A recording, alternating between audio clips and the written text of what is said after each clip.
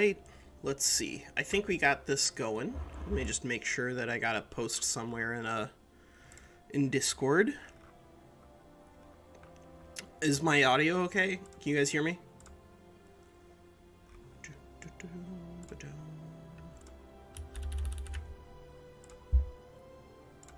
Let's see. Boom, boom.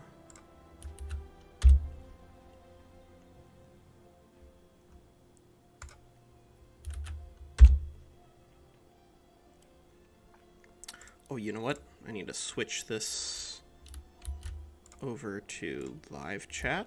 There we go. All right. Excellent. There we go. Great. So this is going to be patch 1.2. Like any other game or any other patch for Victoria 3, I just want to start by doing a little bit of observer mode, just so we can watch what the AI is doing. Hey guys, how's it going? Has everybody here played on the open beta? This patch 1.2 introduces just like an enormous number of changes for Victoria 3. So if you haven't played any of open beta 1.2, then I really think that you should jump in on this new patch, because I think it fixes a lot of stuff. But there is a big floating asterisk. According to Reddit, sometimes there are stability issues on 1.2, and given that we have OBS open at the same time, we'll see if the game crashes or not. If it does, it does. But I like to do Observer just so that way we can see what behaviors the AI likes to get up to. I think it's a great test for basically the strength of the AI, but also just to understand how the world is going to move around you. Like in open beta 1.2, at least the United States was really good at getting most of its like continental borders, because of the change to the way colonization works. It was way less likely to get this little blob up here. And of course we saw much more consistent defeats of Great Qing during the Opium Wars. I think that broadly speaking, the 1.2 really meaningfully improves the game. But I don't know if the actual 1.2 patch is going to do anything dramatic in terms of AI behavior or not. But I think we can switch around and just see what the great powers are doing, what they're building. Looks like they're building some universities here as France. Of course, anytime that you have any sort of government construction versus private construction, government construction is going to be heavily influenced by the strategies that they have for the AI, but the private construction is going to be influenced by the new economic laws and the way that investment pool actually works. So I really think that we're going to see much stronger AI moving forward. But we're not going to exclusively do AI Observer. We're going to come up with some sort of challenge stream here. I was intending for this to be a 12-hour stream, but because I'm still getting over sickness, I seriously doubt I'm gonna have the ability to do that. But we'll probably get at least 6 hours in. It just sort of depends on how I'm feeling. I think I got RSV is what Eileen said that was spreading around at her workplace. But I think one thing that I want to see out of the AI, is more drawing down of their gold reserves. That was like the biggest problem, I think, in 1.1 in regards to war. Wasn't just the bounce bug, and it wasn't just the way that things were balanced, although they have been rebalanced now to definitely assist quantity over quality, but quantity is not the only thing here, right? Great Britain is gonna trash Great Qing in the first Opium War unless you're really, really lucky, because holy mackerel, they just crushing Qing troops out here. But wow, they're up to 194 construction is Great Britain in 1837. That is really promising, right? Russia is falling behind, but Austria is doing okay. Prussia's got 75. France is a little confusing. Not sure why their construction is lagging the way it is. But my personal goal every single time there's a new patch is to see, can the Ottoman Empire get any meaningful work done on their Tanzimat, right? This one, Tanzimat Suppress Separatism, is basically a freebie. It's pretty hard to fail this this Tanzimat reform, but education reform is almost impossible. Increasing your literacy by 20%. Oh, that's been reworked. So now it's doable. It's still very hard, but probably doable. But urbanization is pretty easy. Reclaim Syria is pretty easy. And army modernization and bureaucratic reform are both doable. So if you're playing as the Ottomans, then you want to just make sure that you get 4 of these done. But I don't think I've ever seen the AI accomplish more than the freebie here in Suppress Separatism, which is kind of tough because, like, the Ottomans pretty clearly failed their Tanzimat reform in real life, and so, like, I don't think that the AI should be balanced around always getting it done. But right now they're balanced around, like, never getting it done, which I think is probably not intended. Oh, but the EIC can now collapse. That's another fun thing. Maybe we'll do an EIC collapse run, right? We could do that. We could do, like, day 1 UK releases EIC, everything collapses, and then we switch over to somebody in India and try to reunify things. That would be pretty fun. But yeah, the broad strokes, I think, are very healthy for the game in 1.2. Like, the GDP rework, I think, is definitely going to slow people down in regards to the way they get tons of money off of minting, but I don't see that as being necessarily a problem. And it looks like Italy is probably still in the... Hey, Sid, what's going on? So we're just doing a little bit of observer to open it up. I think we'll probably do a couple of decades, but yeah, we'll probably do, like, I think India Thunderdome does sound like fun. We could just start by releasing it and then see what pieces emerge. But of course that's gonna cripple Great Britain. I think the big question mark for me in regards to AI behavior in 1.2 is, does the AI continue to push for creating an empire? Because I don't know if you guys noticed, but, like, the AI is a lot more aggressive now in a great way, right? The number of times that I've seen, like, Austria pick up an overseas empire, or France try to bully people, it's much higher than it used to be, and I think that's a great improvement for the game. Oh my god. The EIC is going to enact a local police force. If they get this passed, they're going to have, like, minus a gazillion bureaucracy. Plus 43% tax waste. I would like to see the AI, if they're trying to plan on creating any new institution, then that probably should take over their government building ahead of time. But now they're working on it. Oh, cool. Spain subjugated Mexico, and it turned into New Spain. That is very neat. Yeah, 1.2, I think we're going to be mostly playing smaller nations, at least initially. I just think that with the way that subjects now can conduct trade, I personally think it would be a lot of fun. But also, well, so the thing is that, like, Austria actually was trying to get colonies throughout the 19th century. It's just that they had a lot of issues in regards to location.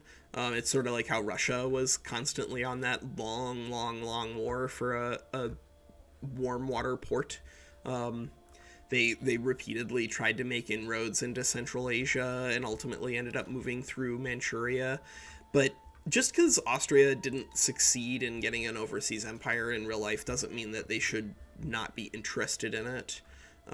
But it is one of those things that kind of does depend on the circumstances. Ooh, alright, so it looks like Prussia is fighting a war for German leadership against Austria and Russia. That's pretty aggressive there, Prussia. Oh boy. Yeah, I can't imagine this is going to go particularly well for Prussia. Yeah, so the difficulties for overseas colonies, I think that the way that it's currently balanced, it definitely incentivizes you to have overseas colonies whenever possible, just because, like, ports are not that expensive. But, like, I don't know how to balance that in a way where it would make for good, compelling gameplay, because I don't think it would make for good, compelling gameplay if all of your colonies were just, like, we're just bleeding money all of the time. Wow, Prussia is gonna get demolished in this game. So yeah, if we see, for instance, like consistent problems where Austria is always winning the Brothers' War, then it means that like the Prussian AI is probably too aggressive. They declare super soon. Well, all right, so that's an AI behavior that hopefully will get patched sooner rather than later. Because if Prussia is always starting this war in like 1837 without allies, then that means that we will have a super Germany very, very consistently. And then I also want to see what happens with the Ottomans and the Egyptians. One of the things that was really funny in Open Beta 1.2 is you would have these huge wars in Syria between the Ottoman Empire and Egypt, and they would fight for, you know, like a year and a half, and hundreds of thousands of people would die, and it would be literally for like 1 or 2 provinces. Even if the Ottoman Empire could demand more, they just typically didn't. Oh my god. Yeah, alright. Prussia is smashed apart. Is Prussia... Yeah, Prussia is still a great power. But only because their prestige knock is from being humiliated. I don't know. We'll see what ends up happening there. Sid, did you notice, does anything happen in regards to German unification after Prussia gets its face kicked in? I don't know if they should be doing this like immediately like this. This is a little ahistorical, but also B, not a great strategy for them. All right, so return Adana, return Aleppo. Ottomans, you should demand more than that. Come on, buddy. You got 69 maneuvers left. So that means that the AI is not yet where it needs to be. But that's okay. Like, I think the AI is definitely a lot better than it was in 1.1. But Ottomans, you can't pass with 69 maneuvers open. Like, you do want to make sure that any war goals that you take in 1.2, because of the way war score ticks, it really does punish you if you're losing tons of pops. But friendo, just yeah, they're taking twice as much as usual. They're taking 2 whole states, or at least they're trying to. 100% increase, but that does mean that, like, I think probably, so we'll have a conversation or a poll or something like that. But I really do want to do some smaller nations on 1.2. Maybe we'll play Liberia. Maybe we'll play Bahrain.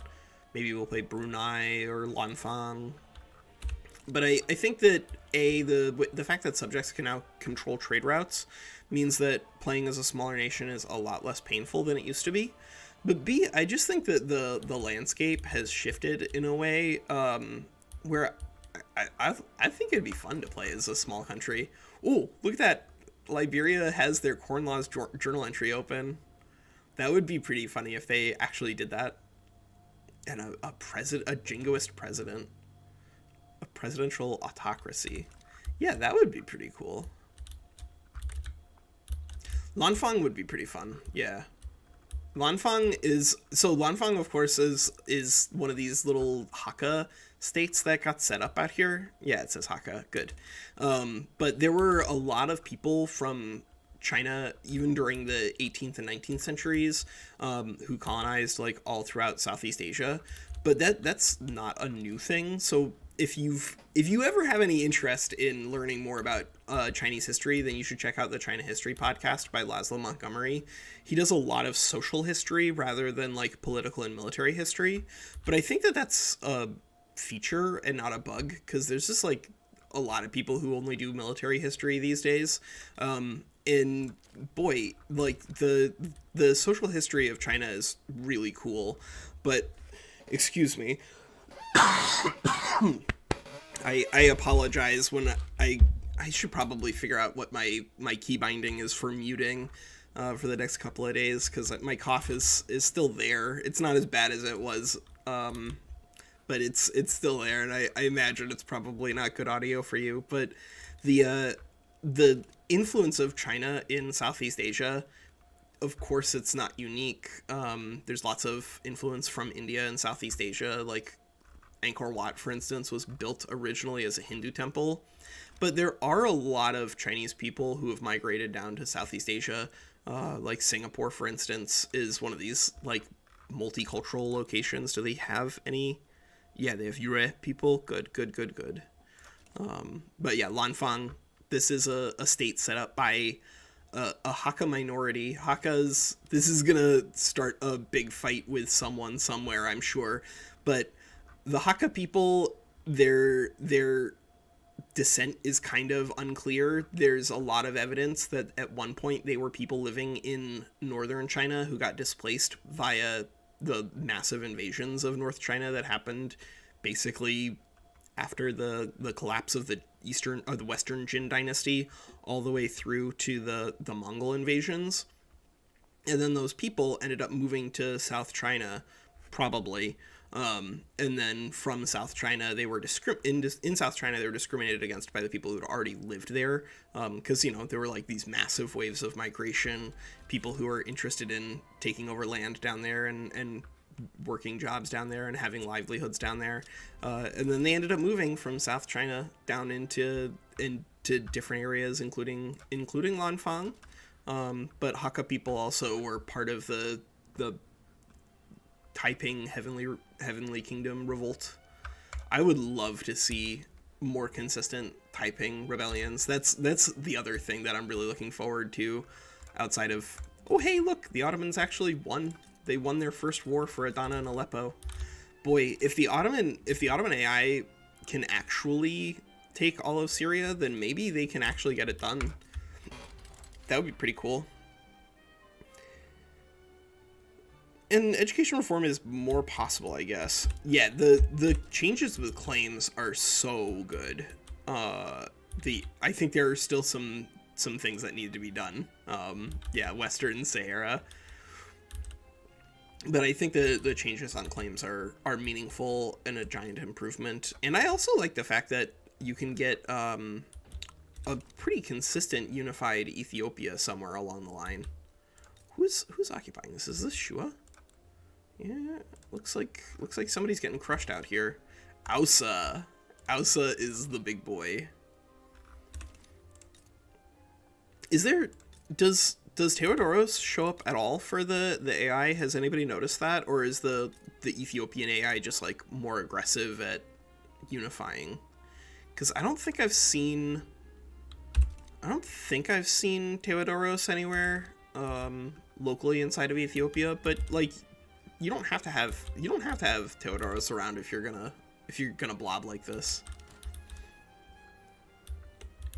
Sid, what are some other things that you look forward to when you're do you ever do observer mode AI peeping like this? I like to look at national formation. You seen Theodoros Wulu? Yeah, it definitely didn't used to be possible, but I think it might be now. Prussia, look, you created a link to Westphalia. You should be so proud of yourself. If only you didn't start that German leadership play in 1837, you might have been in a better spot.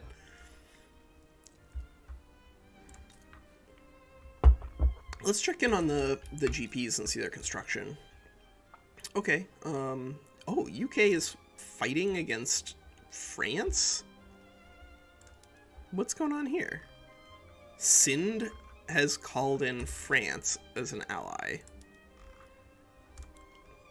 for British war reps and humiliate Great Britain versus subjugate and Madras Treaty Port. And it looks like the French are gonna win this naval battle. I'm not entirely sure how they managed to do that. Did the British fleet just kind of like screw off? No, maybe that was convoy raiding. Yeah, that was convoy raiding. That wasn't a naval invasion. Well, Sind, looks like you're gonna get screwed in this one. Yeah, the way that India is moving is pretty interesting. Yeah, the AI being less aggressive towards the player, it's not that like having an AI be aggressive towards the player is necessarily a problem, but like the AI didn't seem to want anything, at least initially, and I think that was a problem. But now that the AI is like clearly has some sort of broad strategy in place, I think the AI is going to perform a lot better. Hey, corn laws. All right, good. Maybe we'll just get like corn laws everywhere. That would be pretty fun.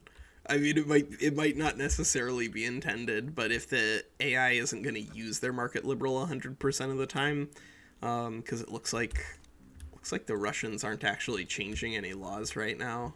Yeah, an dedicated police force is a big movement in the background. They claimed all of your land. Oh, so we're playing Tony. This is just like a an AI observer thing. We're just watching AI for a little bit. And Prussia began by attacking Austria in like 1837, 1838. Absolutely crazy, without any allies, and then they ended up fighting Russia and Austria, and getting crushed, like just absolutely overrun. Which, according to Sid, is apparently a problem with the AI here in 1.2. But hey, again, more active. A more active AI is not necessarily a problem. It just needs to be dialed in. Hey, and the AI is doing naval invasions. That's something that we discovered whenever we were playing as I think it was when we did Seek Empire when the patch first dropped. But the AI is definitely a lot more interested in expansion now. Oh, and it looks like Mexico won the Texan War of Independence. That's pretty cool. Mexico, I think, definitely needs to have some sort of rebalance in regards to their fight against the U.S., just because now quantity is so much more important than raw numbers. And look at the army for Mexico, right? 12 and 19 versus 109 and 294. Mexico used to be able to just rely on like cheesing wars against the US by putting like delaying fronts here on the US and then launching naval invasions into Washington. But like you can't do that anymore.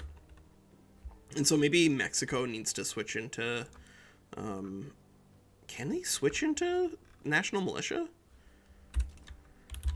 Yeah, they do so many naval invasions these days. Austria tried to subjugate Argentina. Surprising that the AI is out here trying to grab protectorates like that, but I guess it doesn't really cost them. Has anybody seen like corn laws actually be used? I've seen them be turned on, but I don't know if I've seen them be used. Matter of Hungary. Who could we potentially see it with? Boy. Ottomans. Ottomans, please do something cool. Ottomans versus Algeria? Why? Why are you attacking Algeria, Ottomans? You're not gonna get there. Ottomans. They were one of my favorite historical positions here. Alright, Persia is still doing nothing. I also want to see like smaller nations do more construction. One of the things that I think OPB's tweak patch, I haven't actually played on OPB's tweak patch, but I know that one thing he was talking about doing was increasing the base construction from 5 to 10, which feels like it would be pretty good. I mean, Geo, so far I haven't seen any massive bugs, but like, did you play on Open Beta 1.2? Oh man, did I remember to set up like I don't know if I remember to turn on chat replay for this or not. Let me see if I can still if I can still do that, because I do like having chat replay on if I remember. If not, it's not a big deal. Nah. Wait, stream settings. There it is. No. God, Walker, you want to remember this stuff. How do you do this?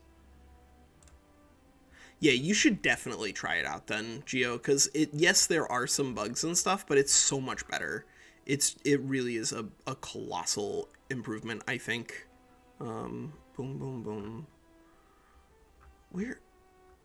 I don't remember. It's possible that I actually set up the chat to be here available or not, but it doesn't matter. Chat isn't on the screen. Okay, wait. Where in the... God. Walker, you found it. You found it a little while ago.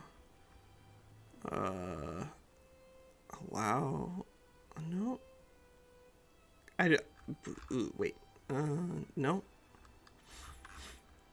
Boy, I do not remember what I did to allow it to actually show up or not. Sorry, Sid. I'll figure it out for Stellaris. I definitely there is a way to do it, but I don't remember. But yeah, Geo, you should definitely try 1.2. It's really, really good. It's a giant improvement on the base game. All right, so it looks like Burma is using corn laws, but they just turned it off immediately.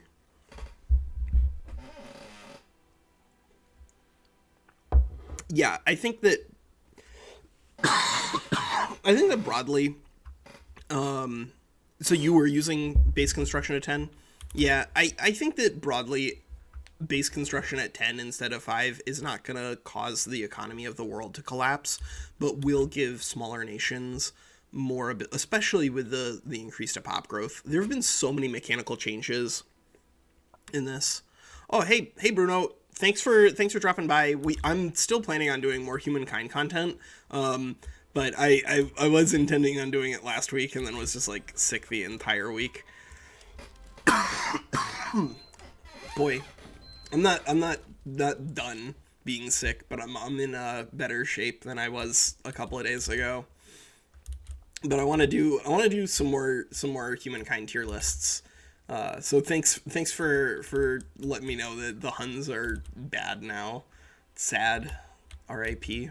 But yeah, base construction at 10, I think it sounds like a drastic change, but population growth is so much faster. Like, it used to be pretty easy for nations to basically sit at flat population for an insanely long time. But that's not the case in 1.2. We'll see if they made any sort of meaningful adjustments in terms of population growth with the official 1.2 drop versus patch 1. Versus the open beta. But the population growth in open beta was insanely fast to the point where like you would need to get to 5,000 to 10,000 construction in order to just make sure that you weren't getting buried and unemployed. Oh, we could do Ottomans or Sikhs. Yeah, I was thinking that we were gonna play as like picking up the pieces of India, but maybe that could be something we could do is release India, play as Sikhs, see how fast we can conquer the rest of India. It would be a lot of infamy really quickly, but that's okay. A lot of infamy is not a big deal if it's in your puppets rather than yours. Yeah, unrecognized regional power is going to be strong enough to turn most of these guys into puppets or dominions. Yeah, Vic into Stellaris will be a lot of fun. Tomorrow, I want to play as are you guys familiar with the concept of an Astro Chicken?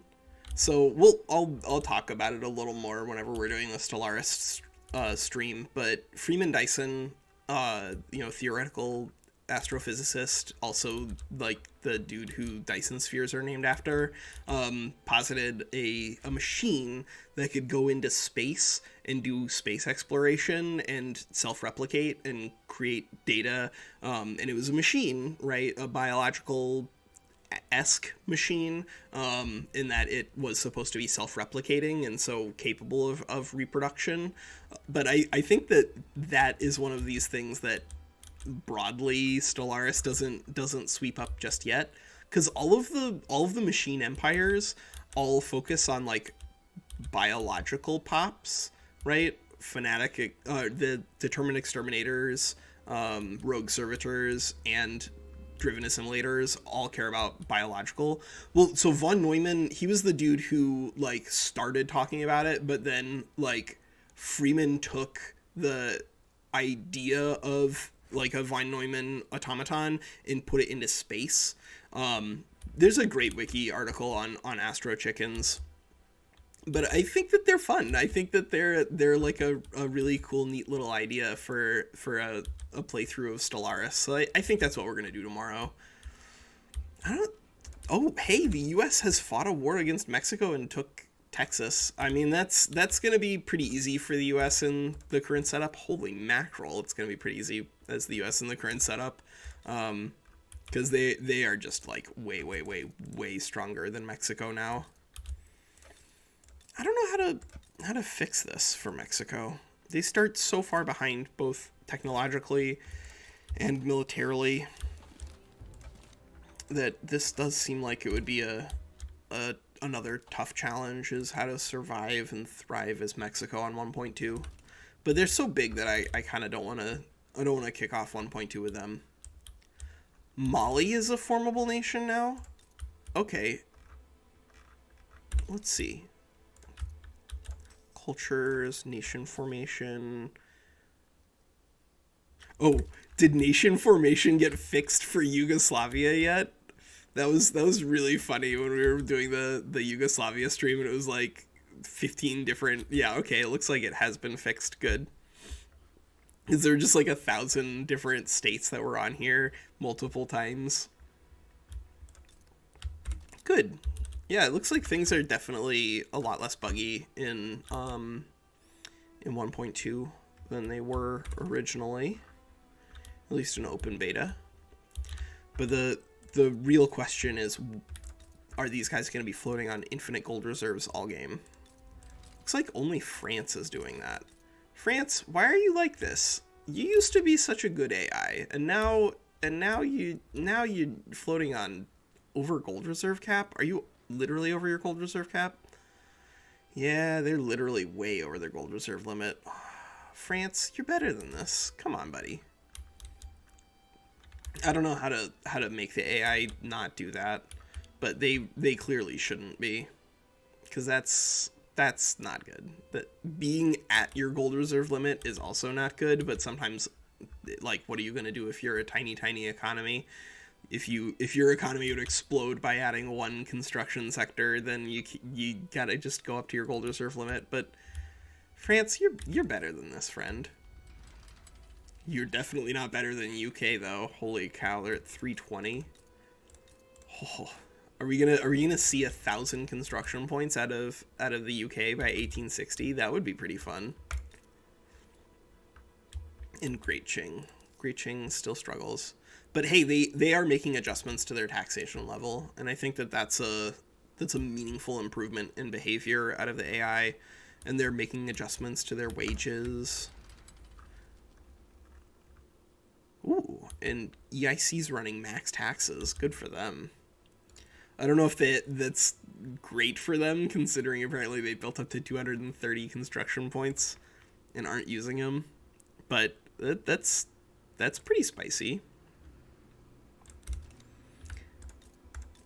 Yeah, I want to see one time. I want to see the AI complete multiple Tanzimats. I want to see the EIC successfully do some sort of reform of the Indies. I don't know, Arnav. Like the Arrow AI just dropped. I mean, we can see what the Arrow AI looks like. That could be something we do. Yeah, why don't we get to 1860 and then we'll see where we are. If my voice is holding out, then we'll probably switch over to Aero AI, or do like a little campaign thing here. But I think that Aero AI is mostly, it's not going to be as useful for general vanilla people, but I think Aero is good at kind of showing what the game is capable of, right? Where the behaviors of the AI could be. Great Ching, are you really not going to have any sort of outbreaks of Heavenly Kingdom? I think I've seen Heavenly Kingdom like literally twice in 400 hours, which is like not, that seems like a problem. That seems like something that needs to be fixed. Turmoil is greater than 15% in a Hakka homeland or a Han homeland. Well, okay. So they do have the turmoil here. So why is Heavenly Kingdom not working? Is an incorporated state. Oh, they need Protestant religion. But they should be getting that because they lost a treaty port here. I don't know. It's kind of weird. I like that they have the Jews here though. Yeah, I don't know. Like I saw Heavenly Kingdom a couple of times in like 1.0.6 in like out here in the Northwest, right? This territory is not where the Heavenly Kingdom should be emerging, but I don't know if I've ever seen them like consistently rise up since then. Oh, and Japan. I also like just watching Japan and their progress, but yeah, China should be way more fragile. I think it's possible that switching China over to having just where's their cultures? So they start with Manchu and Han as primary cultures. I think if they switched over to Manchu and then racial segregation, that would probably make them a little less stable. Because right now they just tolerate all of their pops locally without any sort of issue, which A, is not realistic, and B, is going to slow down the spread of radicalism. But I don't understand why they aren't having any sort of pulse here. Huh. Tony, did they console the Heavenly Kingdom in? Or did they... Yeah, that's the big question. How does China only have 24 construction sectors? Because we're at 100 for most of the rest of these guys, and the UK is up to 300 some. US is at 179. Brazil has the same amount of construction. No, Brazil has more construction than Great Qing. What are they spending all their money on? Government wages, goods for government buildings. Oh no. Are they just like going crazy with constructing government buildings because they care about tax capacity? That might be the problem. Yeah, I agree. I think Manchu discrimination of Han, it was one of the most important things in blowing up the Qing dynasty. Yeah, France has been having some real issues in this game. For whatever reason, France has been building way above their gold reserves, which, you know, if you've played enough of Victoria 3, you should know that you should not do that, because it's just taxing people and then setting money on fire. But also, like, if you're that far above your gold reserve cap, it means you're not building enough, and holy mackerel, they're not building enough. They're at 100 some construction when they really could be at 200 or 300 without any serious issue. So I don't know if that's an actual consistent behavior out of France, or if that's just a behavior that we're seeing in this run. Because sometimes you see like weird behaviors once or twice and you think, oh, that's a consistent behavior, but it's not. But Sid, how many times have you seen Prussia start the Brothers' War in like 1838 or whatever? Because it sounds like a lot. It's not fully utilizing the investment pool. Well, you're right that the investment pool, I think, pretty consistently just builds up to infinity all of the time. Yeah, and Austria never splitting apart is pretty weird. At least when the Ottomans fail Tanzimat, these three Balkan states break away, but we also don't consistently see problems in the rest of the Balkans out of the Ottomans. That's something that I think that probably needs to be fixed. Although I'm not really sure how they should go about doing that, because I think if you just had, like, if the Ottomans fail the Tanzimat, then they immediately lose all of the Balkans. A, that wouldn't be realistic, and B, I don't think that'd be balanced. But pretty obviously they need to have some sort of issue where, like, if they fail the Tanzimat reform, then maybe they get another journal entry to, like, hold on to the Balkans or something like that. And if they fail that, then in another 20 years, then they lose everybody out here. That would be fun. Ooh, are we about to have an Italian unification? Unify Italy. We are about to have an Italian unification. It's 1851, which is a little early, but not, like, apocalyptically early. That'd be pretty good. Russia sided with Sardinia Piedmont, and Austria sided with Two Sicilies. Okay, so we're gonna have a giant war in Italy for control of things out there. Yeah, realistic behavior out of the Ottomans never happens, basically. But yeah, if Sardinia and Austria can beat this war, that'd be a big deal. Russia and Sardinia versus Austria and Two Sicilies. I don't know who our money really should be on. Oh my god, but how do they have so many troops over here? Is it just Russians? Yeah, it's just Russians. Well, I guess we'll see. I think that the AI always hating Council Republics, I don't know how I feel about it, because I think that Council Republics were a meaningful threat to 19th century imperialism. So yeah, it's a little realistic, but I do agree that it's sort of unfun. I think that maybe what they should do is have it be like a ticking thing, or have it be scaled in some way, right? Like, I think a liberal democracy would probably be a lot less hostile towards a council republic than an autocracy, like an 18th century autocracy that managed to sneak its way into the 19th century. So I think that probably needs to be tweaked around the outside, because that's one thing that unless the save doesn't work, then I think we're going to do 1 or 2 more episodes of China Stands Up. But we are basically at the position where nobody wants to be our friend. So that's okay. This just means that now we can just puppet people without any sort of recourse, because we don't need trade as much. But we definitely need to get down to business and take treaty ports. Boy, what's going on out here?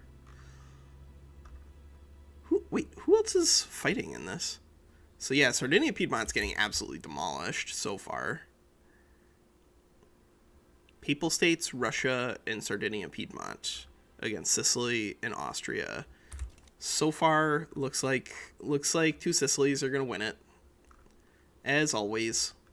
But you know, that's one of those things where, like, if you asked people in 1836 who was gonna unify Italy, they would probably say Two Sicilies. It was mostly just because Two Sicilies, 1851? 1851 revolutionary movement in Turkey seems a little early, but hey, what are you gonna do here? I guess the end of the Ottoman dynasty, the House of Osman, is gonna come super duper early here. Yep, Two Sicilies crushed it.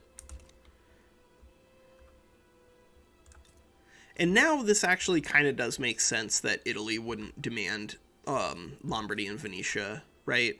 Because in this case, Italian unification was only achievable due to Austrian assistance. But yeah, you need... So I think the biggest issue, Blu-ray, is that the regime change CB just like doesn't do anything. But if the regime change CB actually was like a useful button, I think it's been removed. I think they literally took it out, didn't they? No, you technically can still do it, but it just doesn't do anything right now, except for give you a bunch of infamy for no reason. But if regime change actually did something useful, and of course generated way less infamy than that, then you could see somebody spread the revolution, right? And that would be pretty neat. Yeah, EU4's revolutionary stuff was a much better setup. I think Hoi 4 also handles things relatively well.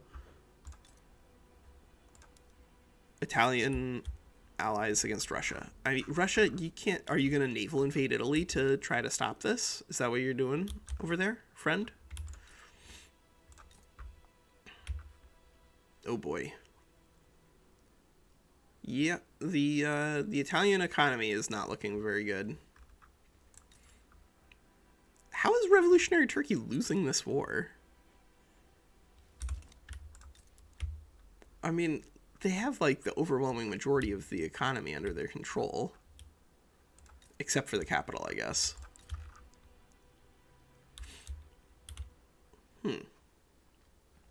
I don't know how they need to fix up civil wars, but civil wars clearly need a little bit of tender love and care, because there's still some issues where like civil wars are not focusing. Holy mackerel! Yeah, the U.S. is just gonna dumpster Mexico every single time. Never mind when they pull in the British for some reason. But I think civil wars probably need to be rebalanced. Somebody on Reddit was saying that like the capital states should be split. I don't know if that is necessary or not, but I do think that the capital should be capable of being part of the revolution if it makes sense. But I think that the broad strokes of what rebels and what doesn't rebel probably still needs some tweaking, because there's like, at least in the ACU, the American Civil War, things are a little fixed now that it's like just slave states rebelling. But yeah, turmoil of the Civil War probably needs a little more tweaking. There's some stuff that I think the game probably still needs a little bit of work on. But if you haven't played on 1.2 because of the GDP rework, because of the way that turmoil generates state construction efficiency, who has some turmoil? There we go. Because of the way turmoil generates state construction efficiency, that means infamy generates state construction efficiency now. And so that means that just like randomly map painting in 1.2 isn't as obvious a strategy. Like, you have to be careful about what you conquer, more or less. Rival internal so I think that there should be a diplo action. So there's already a diplo action to bankroll the official government, right? You send money to the official government. Sometimes you get an obligation there. You always get a nice little ticking bonus in terms of opinion. But I think that pretty obviously you could make it so that you can bankroll specific IGs in other countries, or specific revolutionary groups in other countries, because there's no reason you can't do that. You just put money into the hands of those pops, and that'll increase their clout because of the way clout works. And that might be like bad in a meta sense, because it means putting money into the hands of your consumers. But if you're putting money and arms into the hands of those people, then you can increase the radicalism or support for political movements. That would be pretty good. That would be pretty good. Gladio Diplo play. Oh, hey, the Ottoman... Alright, so the Ottomans have a new government. Did that break... That broke their... that broke the Tanzimat. So the Ottomans are gonna survive without any sort of problems here, just because they had a government overthrow the old Ottoman regime. I don't know if that's intended or not. I don't know if that's intended or not, because now they're entirely out of the Tanzimat, just because just because Mahmud II got thrown out. That's probably not working as intended. Who's Great Qing is fighting against Russia now? What are they fighting for? A treaty port or Russian war reps? All right, well, Great Qing is going to win that war, right? Wait. Oh, that's not Russian territory. That's a Russian puppet. So this is going to be a fight towards a white piece, probably. Yeah, I think that's probably not intended. I think that, broadly speaking, the more radical movements Blu-ray, I think probably just need to be tweaked, because like fascism and communism both kind of are they're not like underwhelming, but I just don't think they're as well fleshed out as they could be. I do think the introduction of cooperative ownership is a pretty big step forward for the game, in comparison to Command Economy, but only because it gives you more options in regards to how you play out a state-sponsored economy.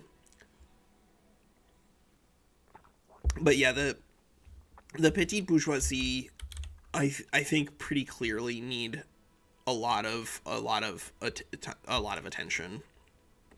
So one of the I can't believe they don't start with the outliner setup. Cannot believe that they don't start with the outliner setup for everybody. But the petite bourgeoisie just don't attract a lot of different pops, unfortunately, and there just are not a lot of shopkeepers in the game. I think one of the things that the more advanced methods of production need to add to them is just more shopkeepers, which that makes sense, right? Like it would increase employment, which broadly speaking I think is going to be helpful for the AI, because one thing we're going to see if we take this through to the 1860s, 1870s, is just tons and tons and tons of unemployed in the AI. And for that matter, if you're playing as a larger country, like as Great Qing, we're at like 8 or 9 or 10% unemployed, or 8 or 9 or 10% peasants by now, but we have like 15 to 20% unemployed, and it's because of the nature of subsistence rice farms. But that's kind of like true in the entire game, that if you take arable land and you build buildings on it, that generally is going to unemploy people if you're building good plantations with good movements. Yeah, there's simple shopkeepers. I think the other thing, of course, that you can do would be to rebalance it in such a way that the petite bourgeoisie attract pops that would naturally be moved towards landowners in the event that the landowners become marginalized, right? Because that's something that we could see. The IGs don't need to be fixed in the same way. I think that if you had these ideologies move around, because these ideologies do move around based off of things in game, but if you had them move around, or the pop types and professions that can be associated with them move around in response to games, in response to the feedback from the game, I think that would be fun. A new production method slot. Oh, that consumes services. Yeah, that could be good. Because services right now definitely are kind of a dead end. Anything that's exclusively consumed by your pops and does not have consumption industrially does have sort of limits. In services, you can't even export them. So services are kind of like the worst thing in the game at the moment, I think, in terms of goods. But one thing I definitely want to do over the next week is just like a meta conversation about how to approach these buttons on the left. Because I still see people, especially on Reddit, try to look at market for construction advice. But like, largely speaking, you shouldn't be doing that. You should be, if you want to build something, go to the buildings tab. If you want to trade, you go to the market tab. That is generally speaking going to create a much stronger economy overall than the other way around. There are some things, obviously, like if your iron is super expensive, that maybe you want to fix that up. Wait, there was a 0 There was a zero clout trade union government in Nirmal. Where was that? That's possible. It is possible if it's part of a party. Whose government was that? Was it these guys? Oh, it is these guys. LMAO. It's because it's the personal ideology group of the leader of the government now. So they brought the trade unions in to get all of that legitimacy, and then I guess they threw them out. Oh my god. Well, alright, now they're back to a devout landowner. That's the speed run to be victorious in Tanzimat, I guess, is just start a revolt and then switch to it. It's sort of like an EIC. If you wanna beat down the a mutiny really quickly as EIC, just provoke a landowner revolt, get the British to help you, and then you can avert the mutiny with the snap of your fingers. You just get the British to shoot your landowners and then done. Oh, and Russia took Outer Manchuria. I heard that's a new journal entry. Yeah. Ili, Tomsk, Outer Manchuria. Okay, cool.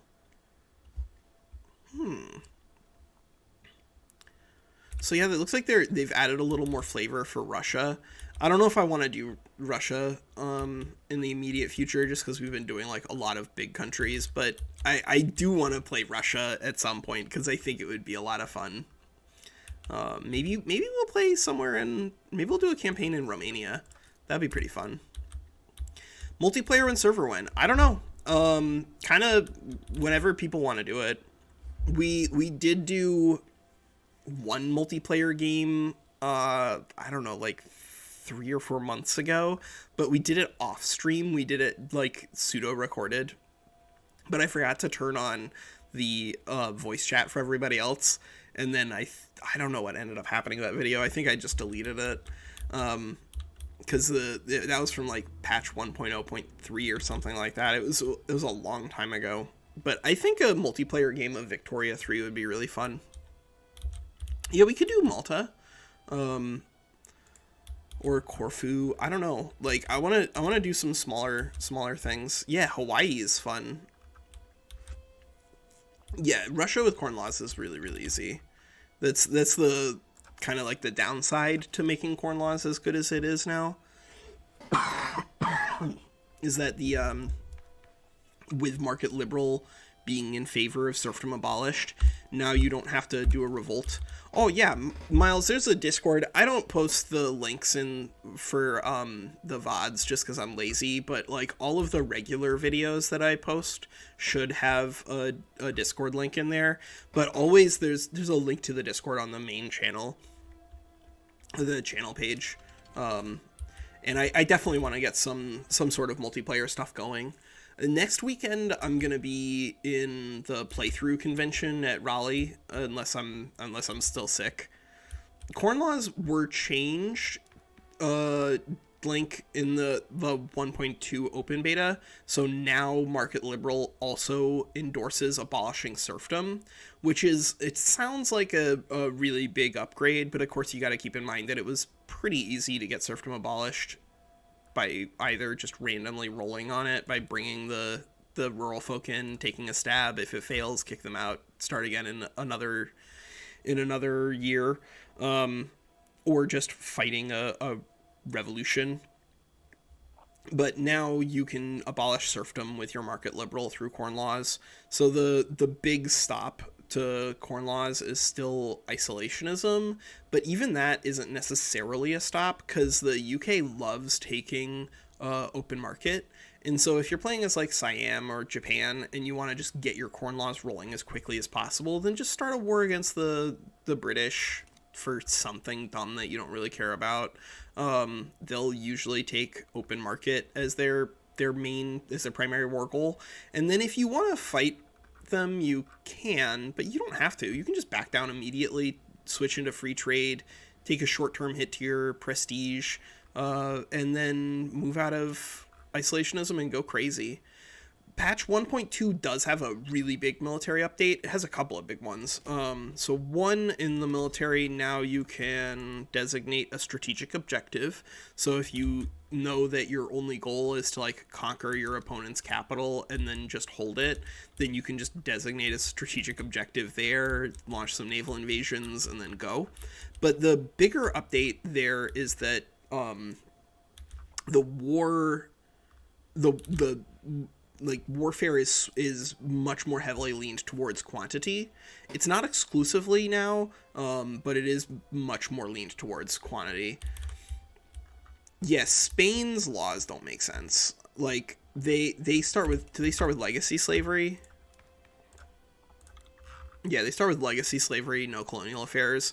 I guess the no colonial affairs makes some sort of sense in regards to the constitutions that Spain was fighting over. So in Spanish history, between like the end of the Napoleonic Wars in 1836, there was just an outrageous amount of instability in all of Iberia, both in Spain and in Portugal. Like in Portugal, for instance, there was a civil war between Maria de Bragança and her uncle Miguel.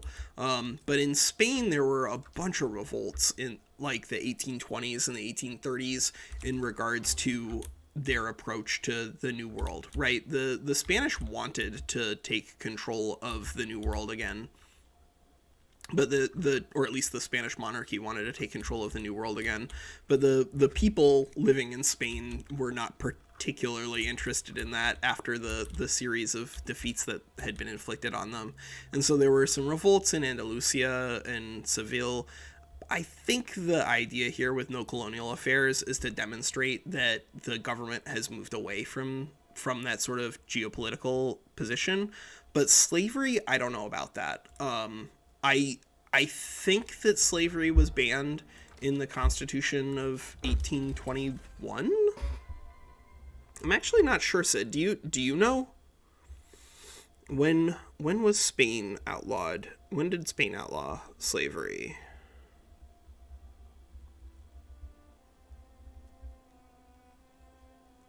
So they outlawed the slave trade in 1817. So it definitely makes sense. Abolition of slavery. This says that.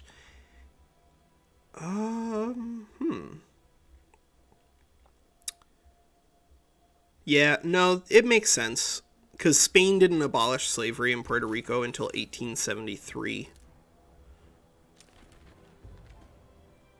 Yeah, I think that current setup makes sense. I think the lack of colonization law looks a little weird on the surface. Oh boy, Spain's having a revolt. I think the lack of colonization law looks a little weird, but I think ultimately does make sense because this is supposed to be Spain in the era where they've had their colonial influence curtailed massively. And legacy slavery is, I think, the best representation of the way that they abolished the slave trade but allowed slavery to continue existing until the 1870s, at least in some of their empire. One thing, of course, that would make it a little smoother is if these nations could have slavery like in their colonies but not back home, which I think is supposed to be pseudo-represented through colonial exploitation. But I don't think... Maybe there needs to be another colonial law here, honestly, like colonial slavery or something like that, which is like a harsher version of colonial exploitation, right? Think about it sort of as like having serfdom or whatever. I think, Blu-ray, there's definitely an art. Yeah, well, Austria grows a lot in its GDP, but I don't think that's a problem. I think all of the great powers need to be growing their economies more. Right now, it looks like Great Britain is going to run away with this game, interestingly enough. But like, I don't think Austria exploding with GDP is a problem. I think all of the GPs need to be growing their economies as much as possible, just so that way they can present meaningful challenges in the mid to late game, but also meaningful allies and trade partners too. So I think that the AI behavior there is like good, trending better, right?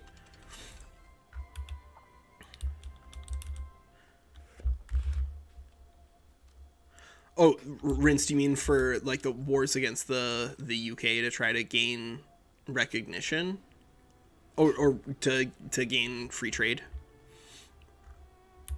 But like it's pretty easy to just like declare a war to try to take Singapore or whatever, because that's not a treaty port in your own land. Well, that's good. I mean, this is Victoria 3.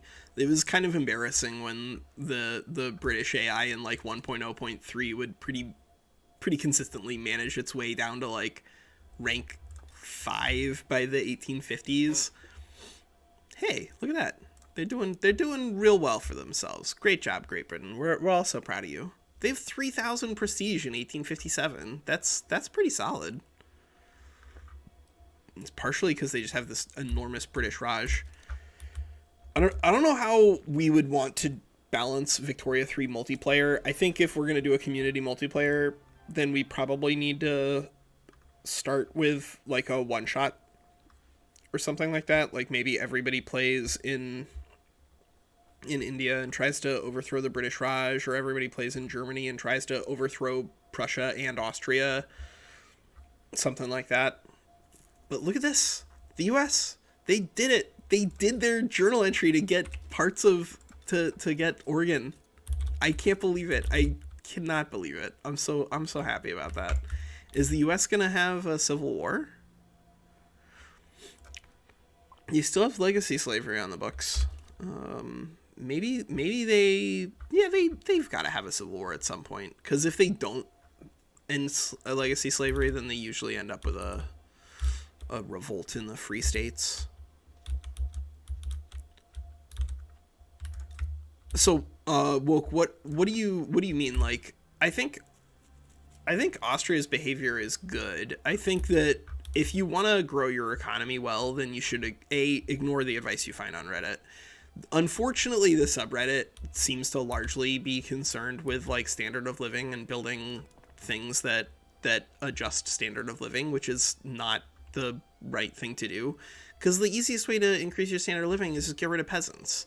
Peasants have an unbelievably terrible standard of living all of the time because they don't have any sort of real income, and they also don't really even consume goods. They mostly just are alive. And so if you want to improve your standard of living, don't care about the price of grain or whatever. Just build all your peasants away, and then your standard of living will go up. And also, building all your peasants away will dramatically increase your GDP. And so if you want to compete, if you want to outcompete Austria-Hungary or whatever, then just like play the game well. And unfortunately, there's a lot of people who are very passionate about the game, but are not playing the game particularly well right now, and are definitely still struggling with it. And that's kind of why I'm making content for Victoria 3, because I think the game's great, but there are some fundamental misunderstandings about the mechanics. Like, the price of clothes doesn't matter. It does not matter. You build textile mills when they're at high productivity. Yeah, well, Tony, we're gonna see some changes. The map is definitely making some real adjustments here. Don't build farms unless there's productivity there, Woke. Like, if you notice, hey, my wheat farms are at like 19 productivity, then you build them. But don't build wheat farms when they're at like 11 productivity or whatever. Like, you could build iron mines here because those are at relatively high production. Same with coal mines. Same with gold. And here is Austria. At least they could make some good money building some glassworks or some textile mills. But like, don't. Yeah, exactly. Like, the reason to build cheap clothes, exactly, Miles, is that you can turn those into productivity using trade routes. The approach that you're gonna find largely from people on the subreddit is gonna be depressionary in its spiraling. If you're just intentionally making clothes at minus 30% or whatever, then you're you're basically crushing the potential wages or the potential investment pool if you don't have minimum wage laws available to you. Low prices are bad.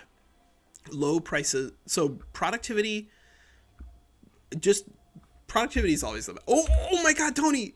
Ha ha ha! You caught it. You caught it. You're a genius. If I could give you a gold star, I would.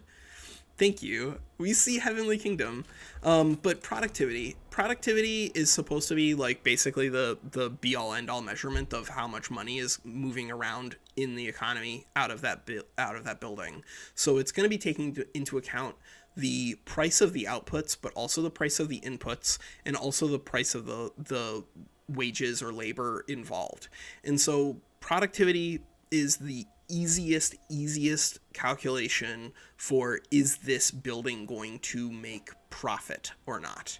And of course, profitable buildings are going to be really good for your bottom line in terms of your GDP, but they're also going to be really good for your bottom line in terms of helping you make adjustments to trade. Because oftentimes in Victoria 3, you can build a high productivity building that has multiple outputs, and then you can actually like turn around, take one of the outputs or both of the outputs and export them. Like one thing that is a very consistent good way to grow your economy in the early game is building textile mills, exporting your luxury clothes, and keeping your regular clothes at home. But don't just do it like on the face. Do it based off of productivity here. Productivity is just like the most important thing all the time. Oh my God. Yes, Russia did join on the side of Taiping Heavenly Kingdom. Holy crap, that's insane. So we might see Heavenly Kingdom conquer all of China here, because that now they start war goals to just annex each other. 1 second, let me turn off my AC. It's insanely loud.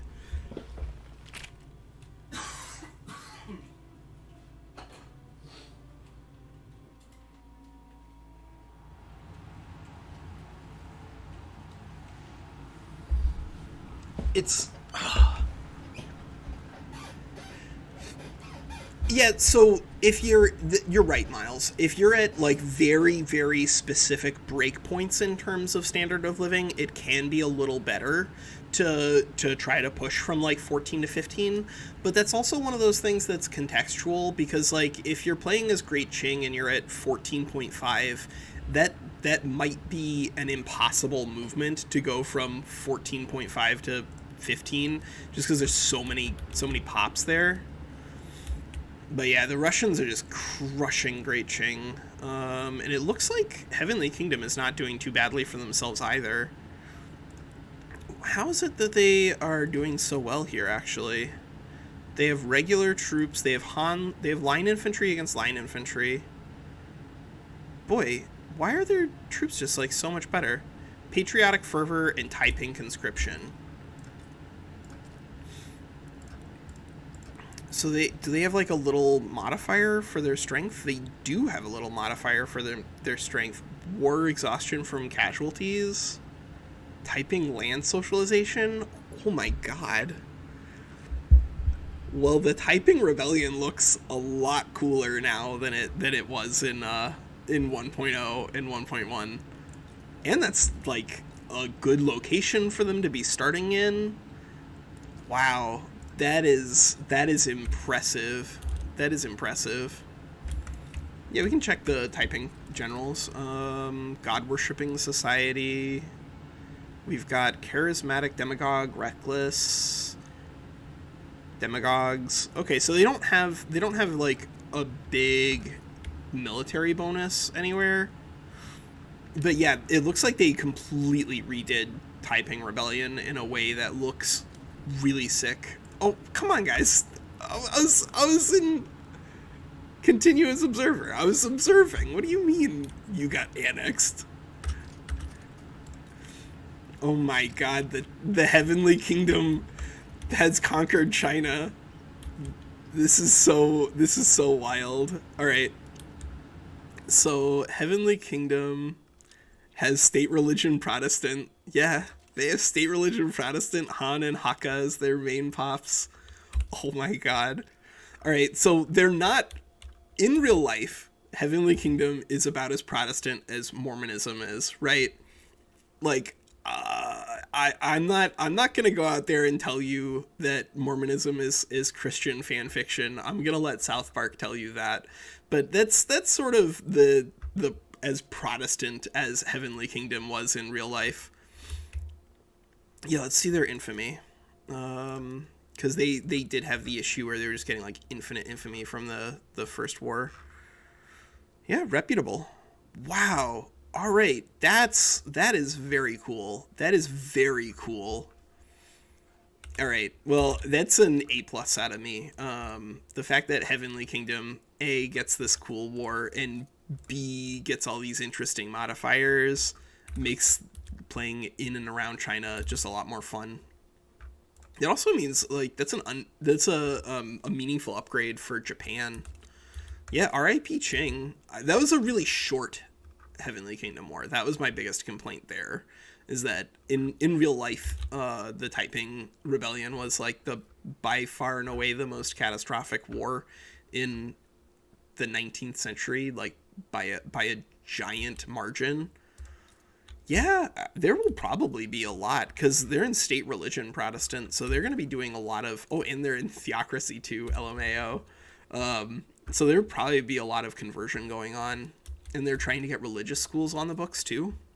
There's going to be a lot of turmoil from discriminated pops, though. Oh, well, we'll let this little AI thing run for a little bit longer, just so that we can see how Heavenly Kingdom turns out.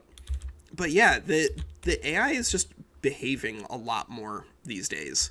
But yeah, I do think that there's some value probably to just doing a talk through of all of these little shortcuts over here, because I still think that people are largely misunderstanding market is good for making money when you do. Oh hey, and it even tells you land trade capacity. Man, I can't tell you how much better 1.2 is than 1.1. And I liked 1.1. It had some problems, but I liked it. But 1.2 is just, this is so good. This is so good. But market, don't go to market so that you're like, oh, my grain is at plus 15%. I need to build grain. Go to market to say, oh, my grain is at plus 15%. Can I import grain from somewhere? Because market is about turning things that are far away from zero into money for you, because you can make bank out of doing trade on anything where there's a meaningful difference in the price of a good between your market and anybody else's market.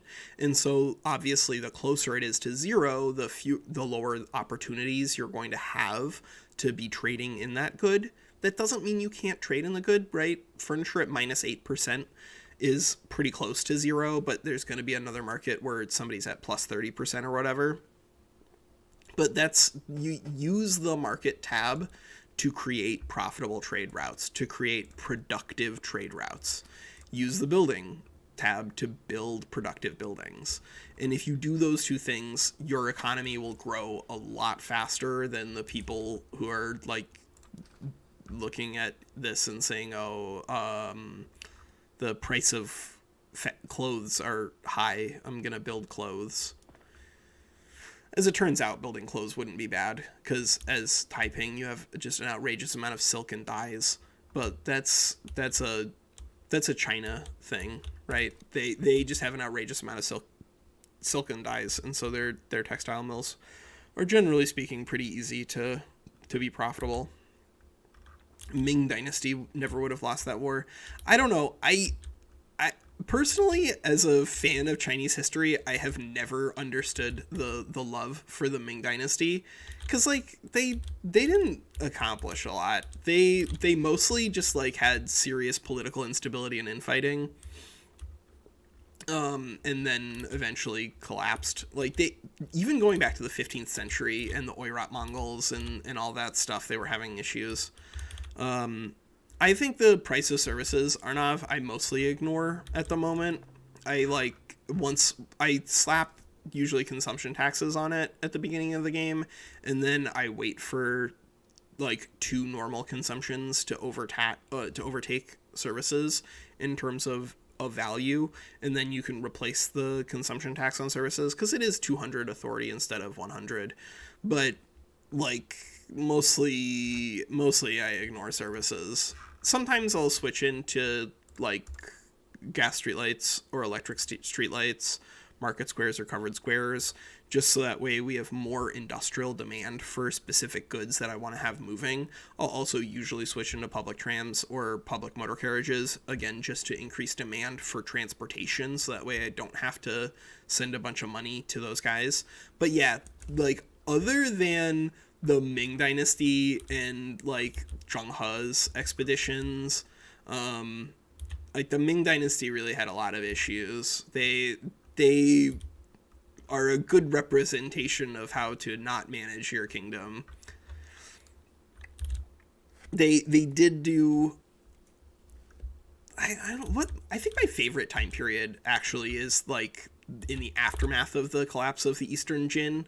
I think that time frame between, like, 300 and, like, 500, 600, so the time frame between the Jin and the rise of the Sui is really fun. But I also like Three Kingdoms. I mean, like, I actually read RTK before I even knew that it was a video game series, because I'm a nerd. And then I was like, oh, I bet this is gonna be make for a great video game. And then my friends were like, well, as it turns out, yeah, you can go out there and get tons of video games. And so, like, I've played RTK 4 through 9 or 10, and then I played 13 or 14. But I also like Zhou Dynasty. Like, Spring and Autumn is... I think that one of the underutilized pieces of history for Paradox Interactive is specifically the Zhou Dynasty. I think that that would make for a really good grand strategy game, would be Spring and Autumn and Warring States. I think that that's a very natural fit for GSG. Let's see. Oh my god, France, I'm gonna write a letter to your mother. Are you kidding me? Are you kidding me with your gold reserves here? You're still at, like, double your gold reserve limit. That's... How's everybody else doing? Alright, 144. We have 1,000 construction out of the UK. Good. Alright, so it looks like the UK really did well in this particular game. And it looks like the US isn't doing too bad either.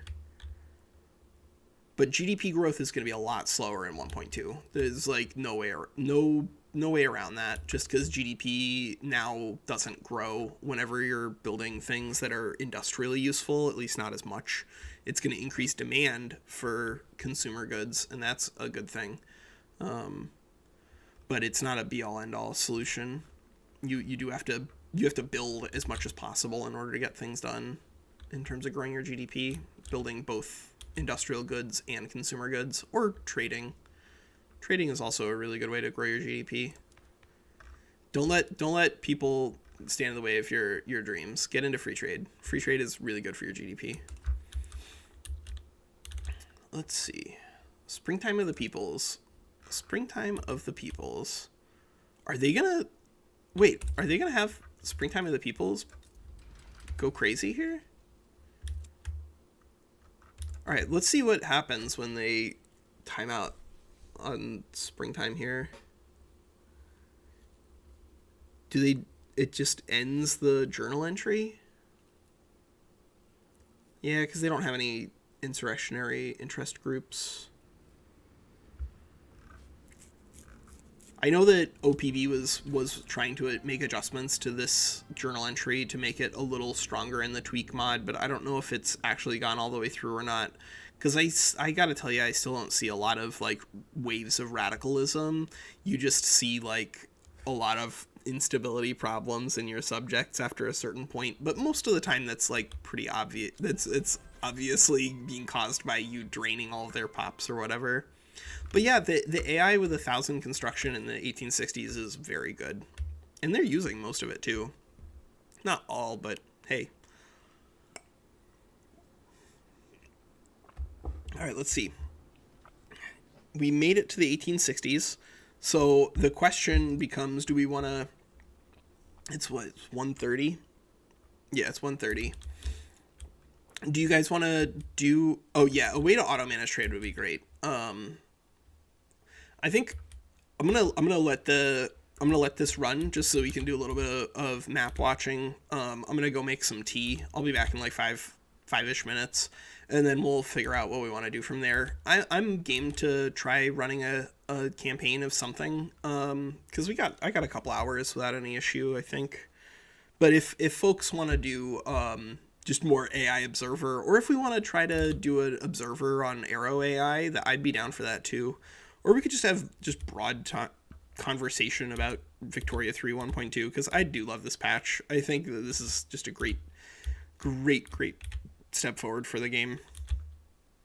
And auto managing trade would be huge, but I think part of the issue with auto managing trade probably would just be slowing everything down a lot. I don't know for sure because I'm not a modder, but I feel fairly confident that one of the reasons that they don't have this stuff going, that they, oh wait, there you go, yeah, on Great Britain, that one of the reasons that we don't have auto trade going on is just because it's going to calculate so many times, Sid, right? If you had auto trade on for all goods, just saying, hey, anytime there's a productive trade route, grab it, then all of the trade routes would be like constantly competing against each other, which would be really cool, but also mean just like probably what 2 to 3 times as many calculations going on per game. Because if the great powers and even minor powers with access to convoys are just trying to buy goods all the time, that would probably slow the game down a little bit. All right, I will be right back. I gotta make myself some tea. Oh yes, there we go.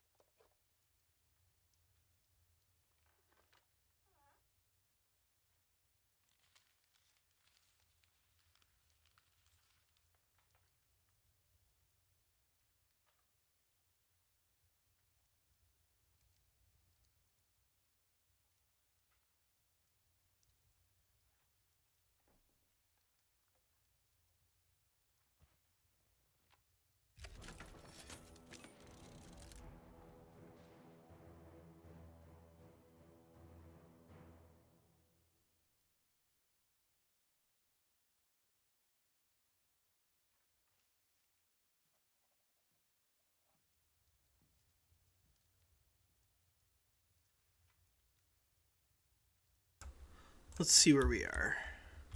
Oh yeah, Heavenly Kingdom. All right, so Heavenly Kingdom, they have state religion, theocracy, autocracy, national supremacy. I mean, a lot of these laws make sense. They switched into religious schools, which is going to help them with their conversion strength. So we'll probably see a good number of, we'll probably see a good number of Protestants at some point.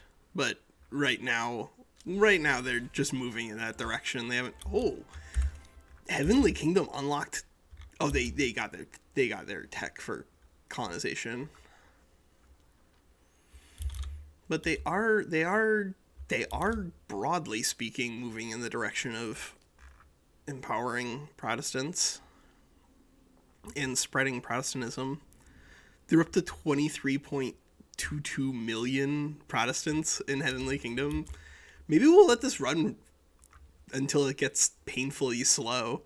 That's probably like the main reason that I'm looking to pause China Stands Up at some point, is because it takes like 3 hours now to record roughly a decade, whereas like obviously at the beginning of the game it takes like maybe an hour to record a decade, and just because the game does run slower on the really really late, really long, really deep dates, especially when you have like tens of thousands of construction points. Let's see. They're at 20% tax waste. Heavenly Kingdom is not going to do particularly well. It looks like they're going to get crushed by poor laws. I don't know why they start with poor laws. That might just be something that they put in the game so that to like slow down the strength of China. That might be why they have that. But I don't think there's a historical basis for poor laws as Great Qing in 1836. Does anybody know that? Is there any sort of welfare in China in 1836? Let's see. I mean, I'm not seeing anything on here. I could email one of my old professors and see if she knows anything, but I suspect that the inclusion of poor laws as China is exclusively there as a measurement to weaken it. Poor typing. Typing is about to just get crushed by probably default. Let's see, how else are the rest of these great powers doing? France, are you gonna start drawing down your gold reserves finally? No. But the US is gonna get all of their 50 states, or at least their 48. Hawaii would be fun. We actually, Eileen and I went to Hawaii for our honeymoon. We were just like exclusively on Big Island, except that we actually were not exclusively on Big Island. We were supposed to be exclusively on Big Island, but Eileen was simultaneously planning the wedding as well as trying to figure out our honeymoon stuff. Yeah, the Heavenly Kingdom is not doing well in terms of their economy. They're gonna have some serious problems very, very soon. But we were supposed to go to Big Island and stay in Nalehu, but we accidentally flew into Kauai instead of Kona. And of course, like, all right, in another state, maybe you just get a car and drive. No, couldn't do that. And we landed in Kauai at like, I don't know, 10 o'clock at night or something like that. And if you've ever been to Hawaii, then you know that some of the airports are not as well staffed or big as the other ones. And so when we landed in Kauai, we were supposed to meet one of our friends down in Kona and have him drive us down to Nalehu. And he was like circling around the airport over there and like didn't hear any announcements that we were hearing over the phone and didn't see us. And I'm like, no, dude, we're definitely in the right place. And then we call up Google Maps and we're just like on the other side of the ocean. So we had to fly the next morning from Kauai to Honolulu down to Kona, and then go down to Nalehu. But if you've never been to Hawaii, you should go. We might play Hawaii. I think our next couple of campaigns, once China Stands Up is done, because I do think that unless the save doesn't work on patch 1.2, that we'll do one or two more episodes there. But I think the rest of the campaigns that we're going to do on 1.2, at least for the immediate future, are going to be playing as smaller nations, because there's so much fun there. There's so much fun there. Maybe we'll play in Yemen. I mean, there's some really ridiculously, nonsensically small states down here. Like, you could play as the Qasmid state, or Lahej, Mahra, Kathiri. Bahrain has been thrown around as a potential state to play as, but I just think that there's some really fun small economies that we can do fun things with. Maybe we'll play Liberia. Liberia is pretty cool. But yeah, we'll do something. We'll do something. Oh boy, Taiping has paused their construction, and they're still gonna have to declare bankruptcy, because 100% their entire economy now is just interest payments and welfare payments. Sorry, Taiping, things are not going well for you. Boy, this state is also really new too, right? Taiping is less than a decade old, and they're already having serious problems. France, Austria, Russia, Prussia. Are we gonna see a Germany in this game at all? Portugal's at 20 out of 21. So Portugal is building, but wow, they're potentially facing a revolution just to enact public schools. Maybe you want to do that, Portugal, because you got an enormously huge support for it. Are they still? Yeah, they still have promote liberal reforms. I don't understand why they aren't going in that direction. Sometimes the AI is a little confusing in terms of its behavior. Like, we have an intelligentsia associated monarch here, and they didn't have the intelligentsia in government long enough that the intelligentsia got so mad that they formed a revolutionary government. That seems like not intended AI behavior. And we still have Pedro out here with his conservative party in power instead of the intelligentsia and the liberal party. Yeah, I don't know. It seems like there's definitely some things that still need to be done in regards to the way the AI approaches its strategies in the formation of its government. But that's okay. So if you have market access problems in a single state country when they overbuild infrastructure. Nirmal, I'm not sure what you mean. So if you have market access, so if you're playing as like a nation inside of an economy, like a subject, like the Hudson Bay Company here, they can have market access problems if there's problems with ports. That's not as big an issue in 1.2. In 1.1, that used to be a big deal because there were a lot of problems with AI deleting their ports, but they fixed that in open beta 1.2, and it doesn't look like it's come back in official 1.2. Ooh, and radical Prussia is trying to overthrow regular Prussia. Here's something that I would like to see out of the game. Stop naming these guys radicals. They're not. This is not a radical government. This is a monarchy autocracy. The most radical thing here, I guess, is laissez-faire and right of assembly, which I guess is a little more radical than the positions here of regular Prussia. But like, freedom of conscience, do these guys have no state religion? I don't think so. I think that these guys are just pretending to be radicals. I think that's what they're doing. I guess they have an intelligentsia monarch, so maybe it's a little radical. Boy, oh boy, zero legitimacy. Yeah, property women, that's okay. I mean, this is moderately liberal, but I don't know about, like, it seems like a very aesthetic problem more than anything else. But I do think that the naming there is a little confusing. I think if the names were more accurate, then it would probably help people understand what's going on in the game a little better. An absolute monarchy with insanely low legitimacy just because they have everybody in government here. Prussia, maybe you want to fix that up. Yeah, there you go. Now they have 92 legitimacy. All right, cool. And I guess they are radical Prussia because they have all radicals in charge of their IGs. Wait, there's a revolution moving to enact landed voting. All right, well, they're gonna get it. They're gonna get it passed pretty easily then.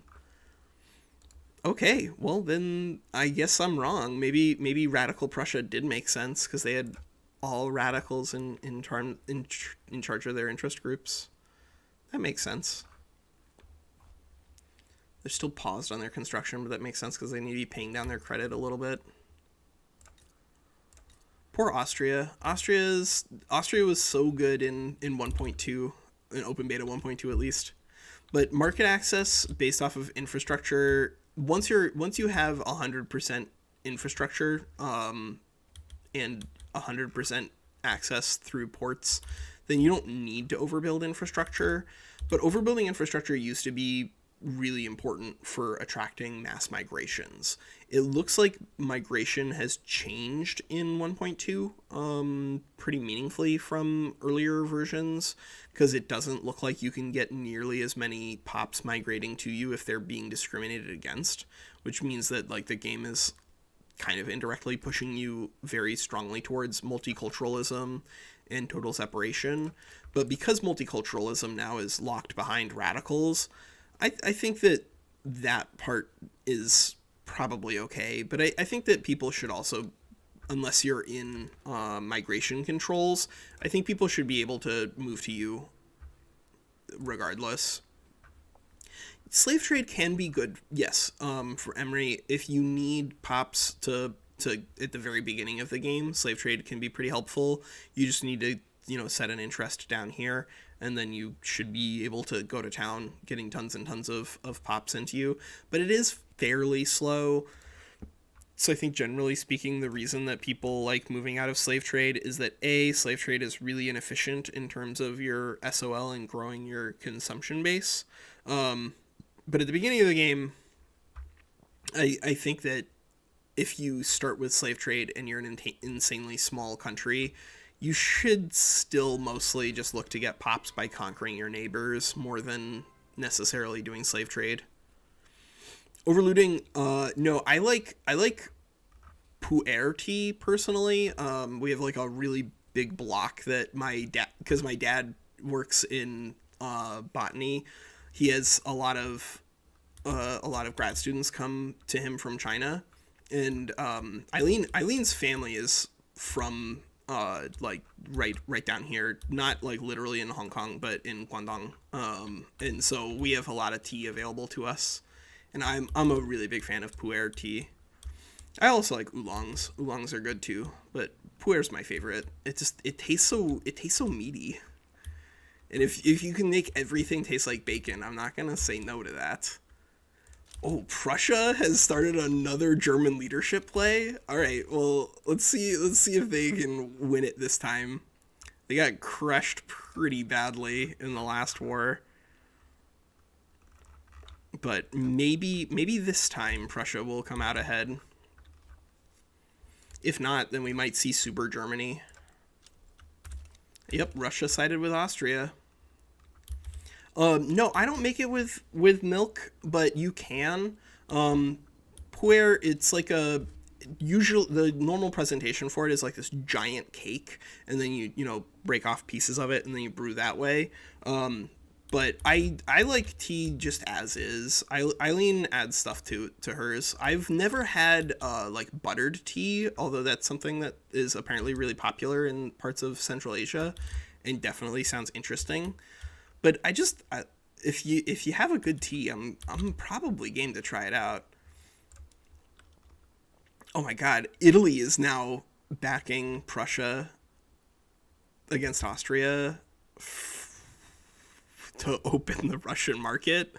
Italy, if you're fighting Austria, let me let you. This is a pro tip, Italy. If you're gonna jump in to help Prussia for German leadership, and you're Italy, instead of demanding open Russian market, why don't you demand Lombardy or Venetia? That would be pretty good. You could do that. Is there? Yeah, I think. Wait, do they not have claims here?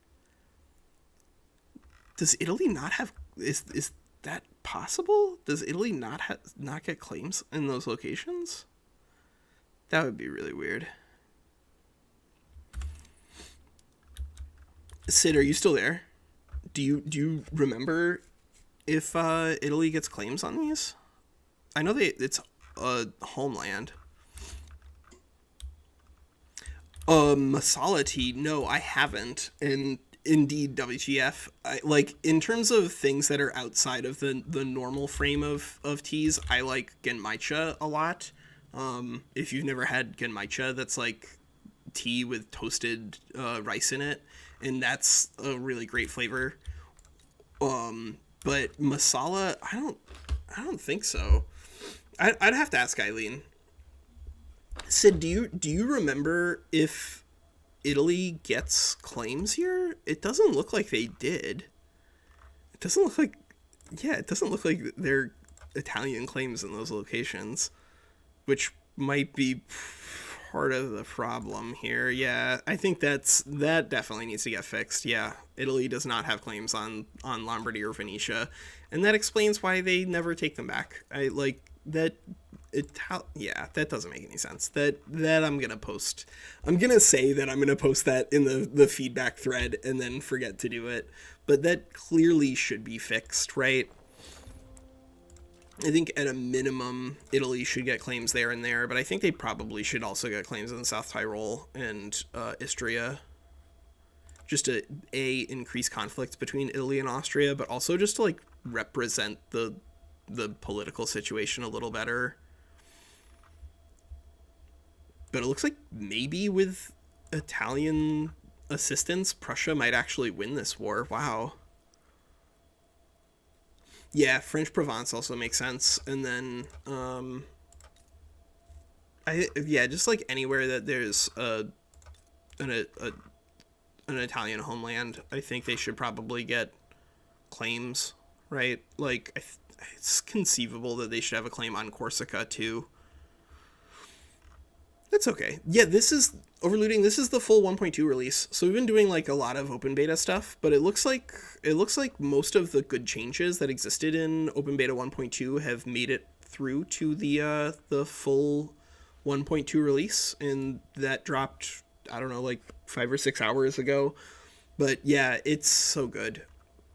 It's so good. Well, so it's not necessarily that like Italy should be part of or that Istria should necessarily be part of Italy, but I think that one of the advantages to giving an Italian claim there is just to maximize conflict between Italy and Austria, because I think that they should be natural enemies, at least while Austria is in this area over here, right? The fact that Italy doesn't get a claim on Lombardy or Venetia does not seem to be working as intended.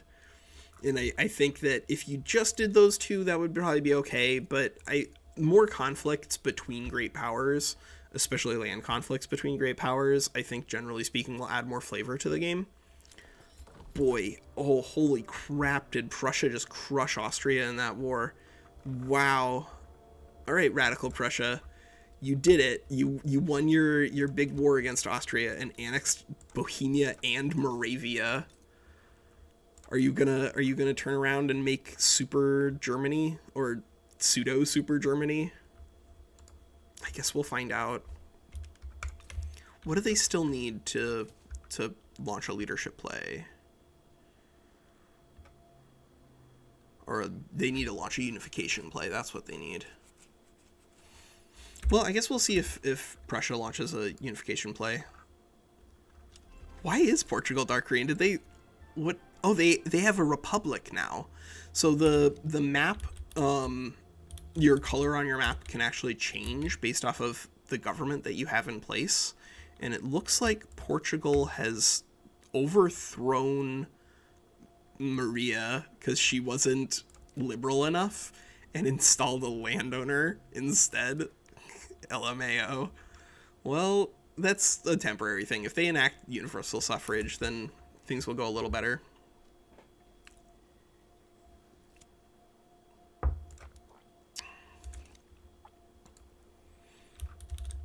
But I do like the colonization that the AI broadly gets up to. I do think that absolutely, though, if there's no market access to the location in question, you shouldn't be able to colonize there.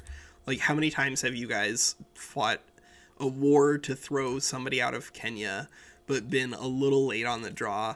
They managed to get like one colonial spot in Rift Valley or in Turkana, and then just like colonize the middle of the board over here without any sort of touching to the outside world. That seems like probably not working as intended. But yeah, the Republican Great Britain turning green. Okay, so Portugal's green there. I guess then if what color does Russia change into if they become a republic?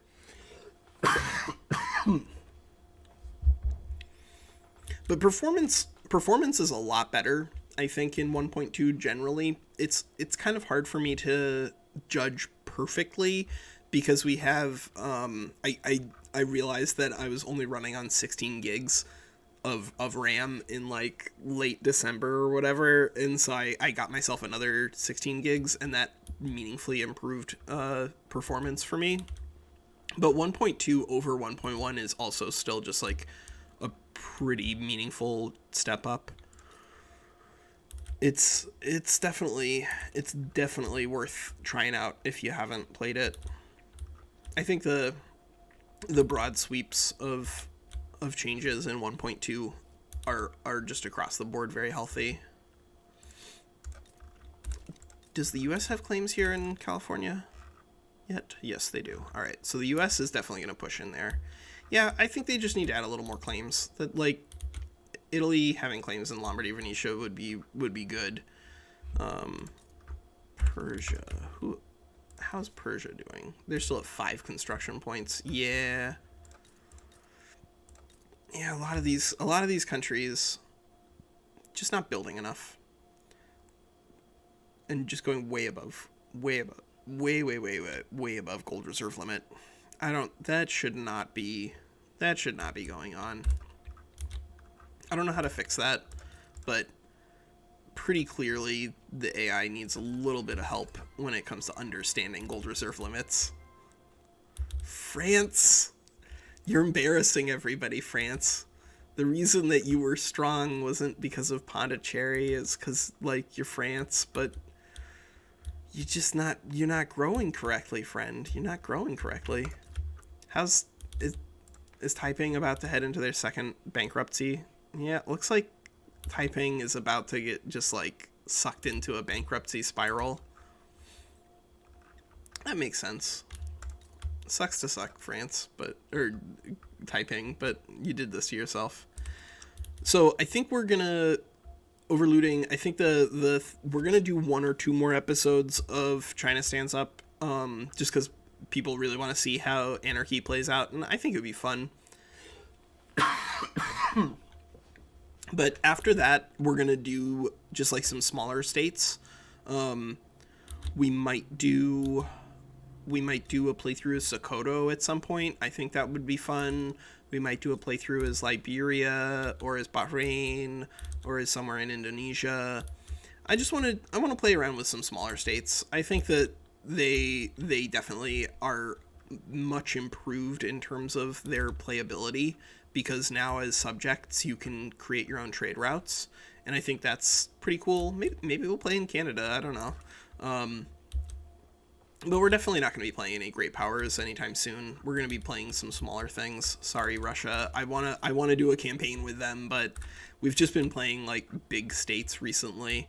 Like we did Mandate of Heaven, and then Her Majesty's Government, and then China Stands Up. And that's I think enough big boys. Lanfang could be it. Yeah, it could be Lanfang. It would still be part of like the Chinese market, but I like I like the history there. It's fun. Yeah, Transvaal is pretty cool too. There's a lot of resources locally there. I usually like playing as not necessarily as Transvaal, but just conquering it because there's so many resources here.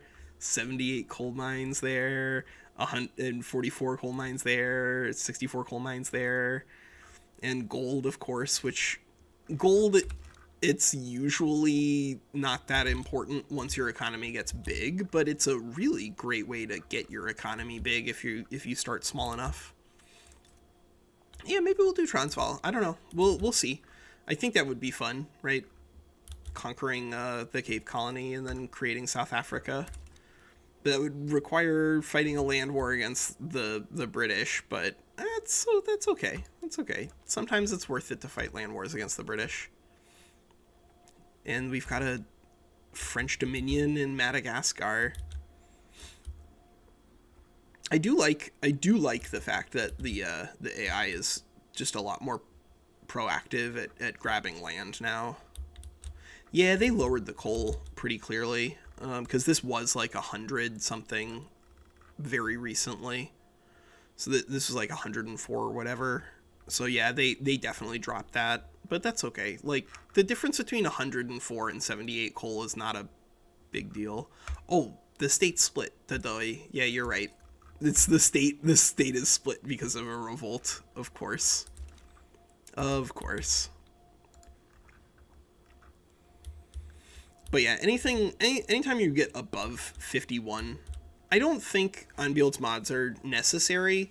Right now, Unbuild is, at least it wasn't updated for 1.2 in a way where the private construction was actually broken on Unbuild. But I don't know if Aero AI, because apparently it is out now, right? Aero AI might be useful, but like you don't have to play with them if you want to have a fun, challenging experience on 1.2. Because now, because of the GDP rework, your minting is going to be a lot lower. And so generally speaking, the growth that you get out of constructing a lot, it's still there and it's still really important. But it means that you can't just like snowball out of control as like Afghanistan by just snapping your fingers and building tools. You have to actually like build an economy in order to get really strong, including everything. And so I think that playing with Unbuilds, it kind of depends on your goal, but I don't think it is necessary anymore if you want to have a challenge. Ooh, France finally did it. 680 construction points. And that puts them way behind the UK, but hey, good to try it out. I think Japan is still one of my favorites for sure, Sid.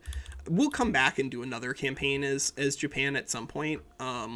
Probably not on 1.2, but if there's another patch that it looks like it's going to introduce some more stuff to Japan, then we'll do something else here. But we've already done a campaign where we like remained mostly autocratic and moved into what was it?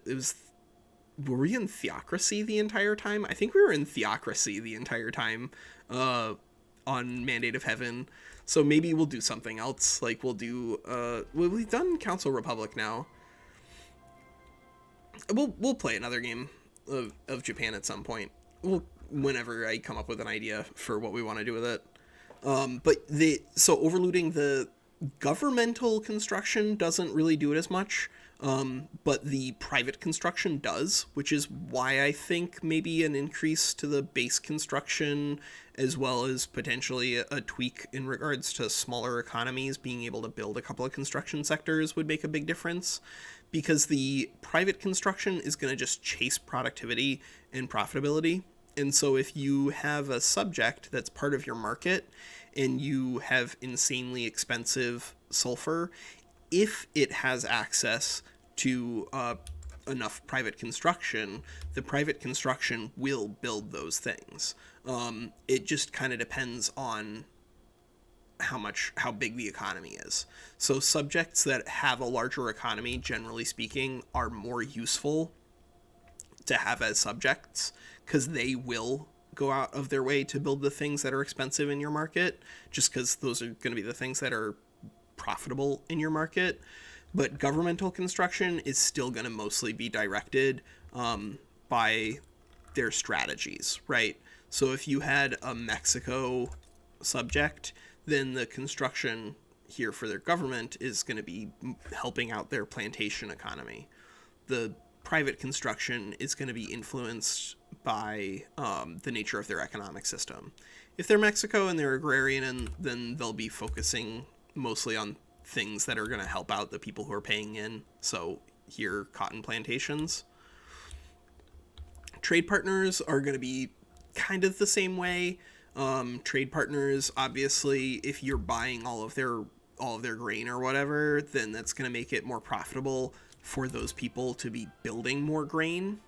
But it does depend on the nature of their strategies, the nature of their economic laws, and the nature of how much construction they have, period. Because the larger their construction sectors are, period, the more private construction they're going to have going on. And the more private construction they have going on, the more they're going to do profit seeking.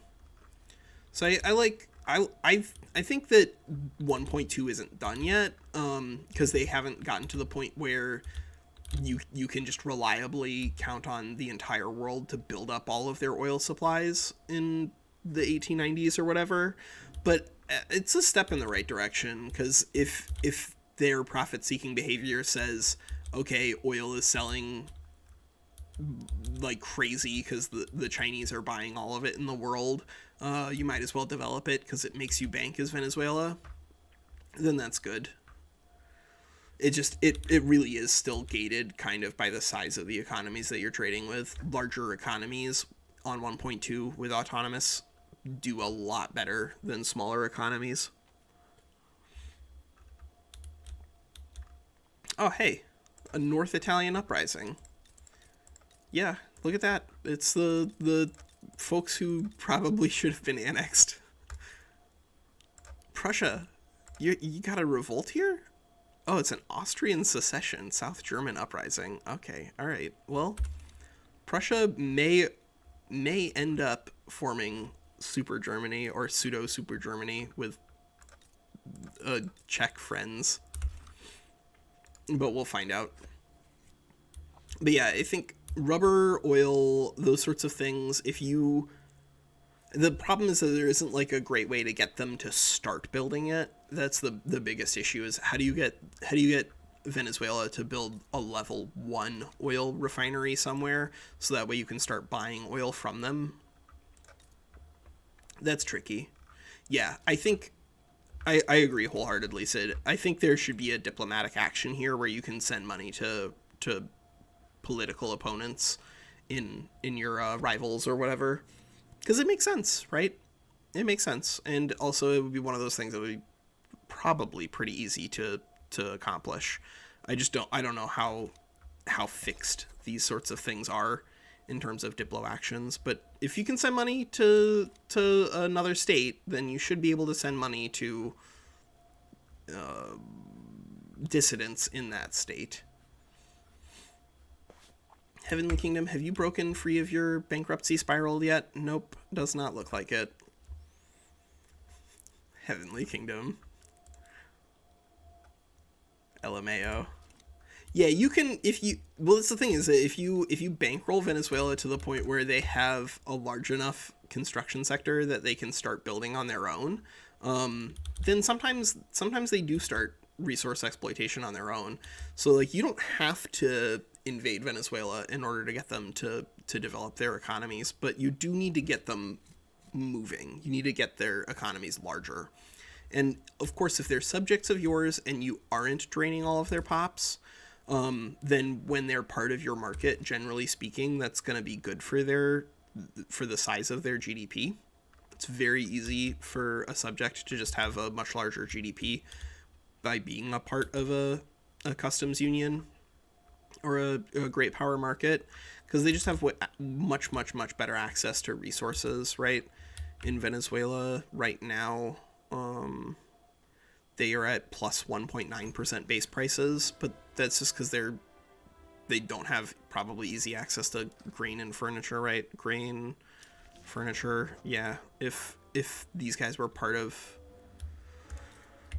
whose market's better for that? Yeah, if they were part of the French market, for instance, then all of the pops here would be wealthier, which generally speaking, I don't go out of my way to like build things for the pops, but if you're part of a better market, then obviously you're going to have access to better resources. It's just going to be better for these smaller economies generally. One thing that's definitely a little spooky though for the AI is I don't think I've ever seen an AI get into proportional or graduated without a revolution, which maybe that's historically accurate, but definitely holds the AI back, right? Proportional and graduated are just really, really strong. Oh, Austria has paused construction because Austria is coming apart. And Sardinia Piedmont has reemerged over here. All right, that's nothing over there. Yeah, well, so if you like again, Wallachia or whatever, if they never build any construction sectors, and right now they haven't built a single construction sector all game, then their private construction won't exist. Once they get even just one construction sector on the books, then private construction can roll a little better. Maybe that's the real fix. Is maybe if they want to move into autonomous construction moving forward in Victoria 3, then they need to make sure that most states start with a level 1 construction sector somewhere, because that would allow autonomous construction to be a meaningful part of the game for everybody, right? They've got 3 million in their investment pool just doing nothing. Or maybe they should just encourage the AI to build construction sectors when they have an enormous investment pool doing nothing. Because that's the real gate. That's the real gate, is that in order for them to start developing their resource extraction industries, they need autonomous investment directing things. Because otherwise, they're just going to be doing agricultural investments, or whatever their strategy is. And that's I know I've said this before, but like that's the reason that Anbuild does air quotes better than vanilla AI most of the time, is because Anbuild basically just ignores strategies and tells the AI to just build things that are profitable. So basically Anbuild just tells everybody in the AI to just more or less follow the autonomous construction plan, which is good. But so open beta tweaks bumping up to 10 base construction. Again, that's a good move, I think, especially with the new population growth in 1.2. But base construction that's free is not going to be generating more private construction, because private construction comes from construction sectors. The private construction allocation doesn't pull on the base construction that everybody has. It only pulls on construction sectors. So I like the open beta tweaks sounds like a step in the right direction, but I do think it's still mostly missing more construction sectors.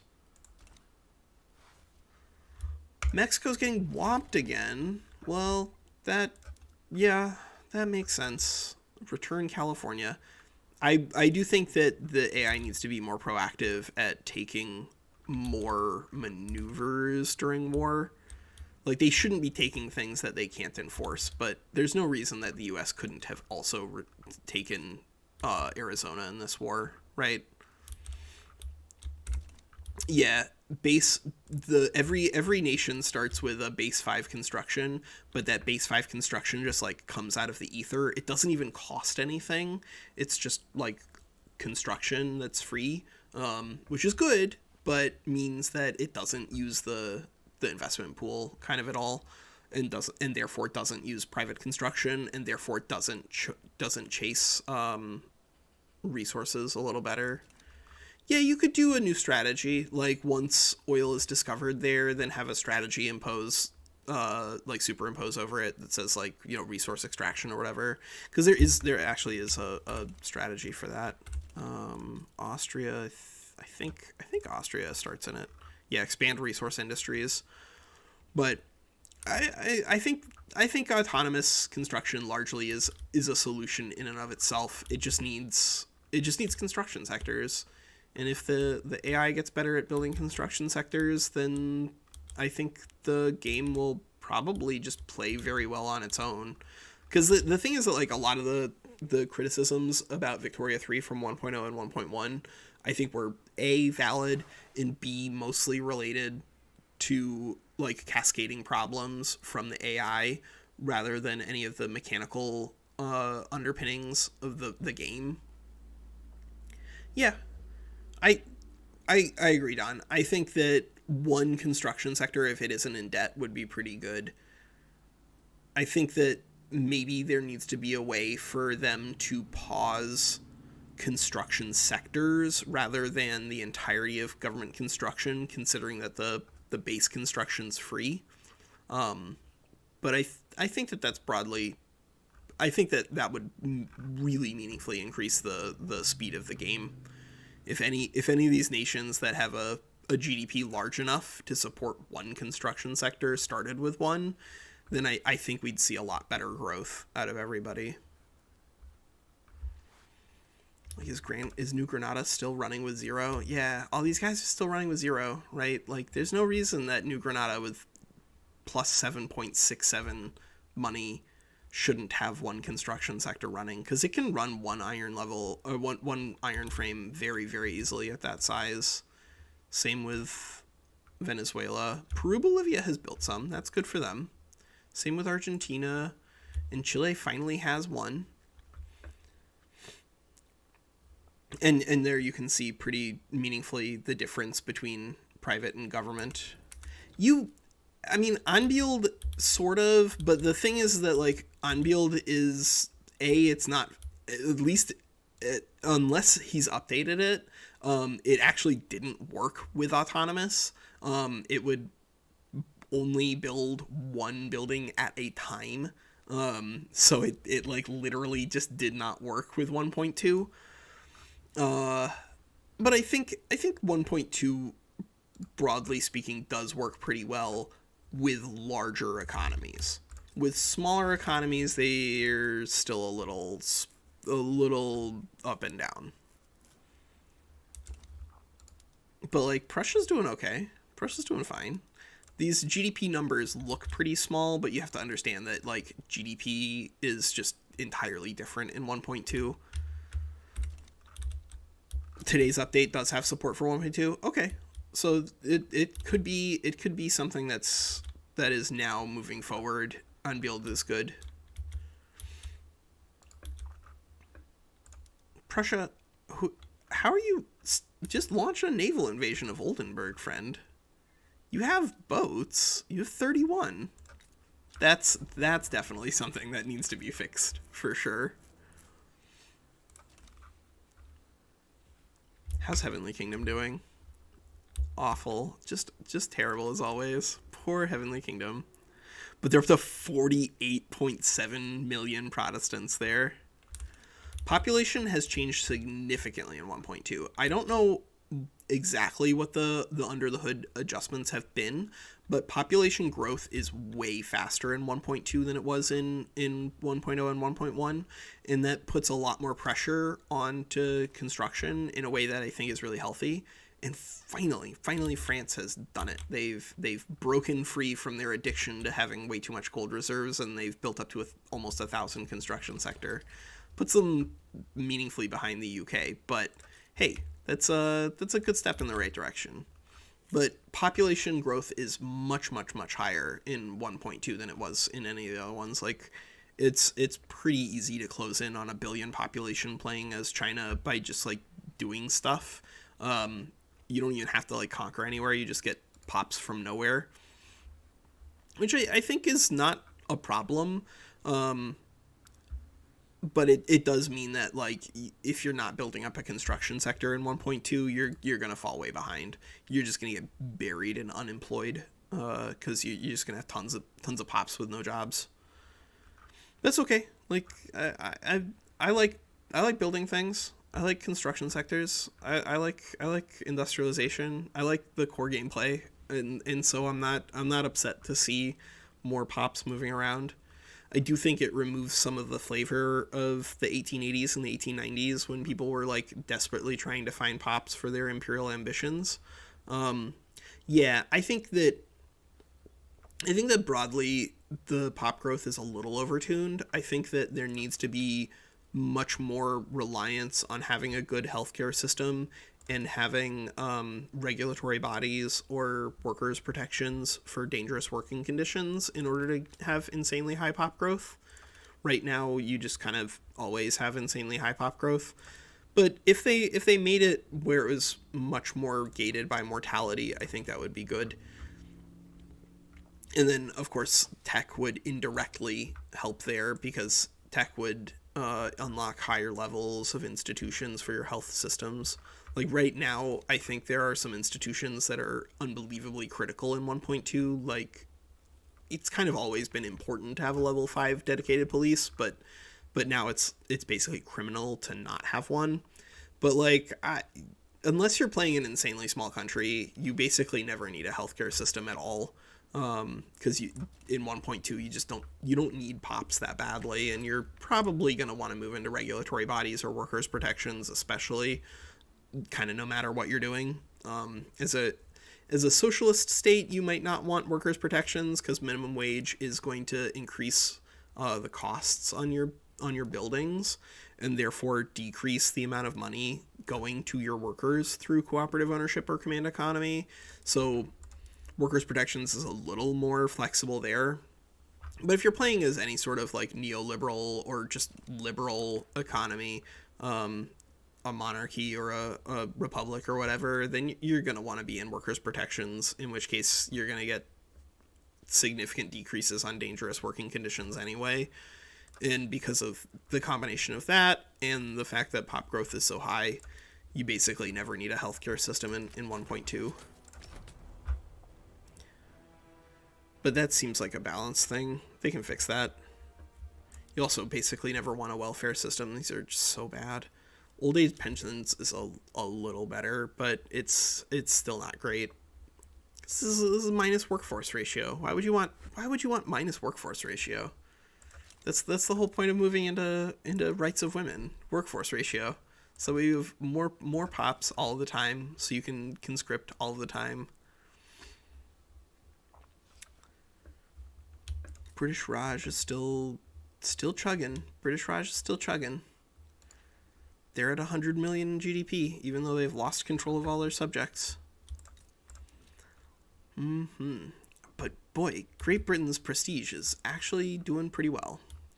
Same with their GDP, and France is catching up now that they've finally spent their money building things. Yeah, this is promising. This is very promising in terms of AI behavior here, except for Heavenly Kingdom. This is really cool and very fun to see. And holy mackerel, they absolutely cannot afford their current government. I don't know how to help. I don't know how to help you, Heavenly Kingdom. Tell me how to help you. Help me help you. Most of Africa is going to be uncolonized in 1876 just because tech is a lot slower in 1.2. Like a lot slower in 1.2. And so you're going to see nations struggling to get to a higher tech, specifically down to malaria prevention, before the 1880s or so. And so you can pretty reliably see this section of Africa be open a lot longer, because you can colonize here once you're in just quinine, but the pop growth is going to be ridiculously slow, right? Ridiculously slow. Severe malaria is minus 95% colonial growth. That means that unless you're literally Qing or like a unified India, it's going to be impossible for you to grow more than 1 or 2 colonies in severe malaria without malaria prevention. I don't know if it's too far down the tech tree or not, because the thing is that, like, the scramble for Africa was the 1880s, right? And so, like, if big European powers are taking all of Central Africa in the 1860s, A, that's ahistorical, and B, that means that, like, as a smaller nation that starts behind the great powers, you basically would never want to take colonization because it's going to take you a while to get it up and going. And if all of this land is already gone by the time you get, your economy fixed up enough that you can actually do some colonization, then you don't have any incentive to. So I think that broadly speaking, it's okay. I think that maybe techs are a little overtuned in terms of their cost. So now, Emery, the Tanzimat education reform has been fixed. Now it's just increase literacy by 20%. And so it is actually achievable. It still requires you to do a lot of work in terms of growing your wealth in your nation, because you're probably not going to get your literacy that high based off of just having a religious school alone. But if you have religious schools and increased wealth in the Ottoman Empire, because wealth is a factor in education access, especially with once you get like empiricism and stuff on the books, which you always want to get empiricism on the books ASAP is really good. It means that like you actually can get the Tanzimat education reform done.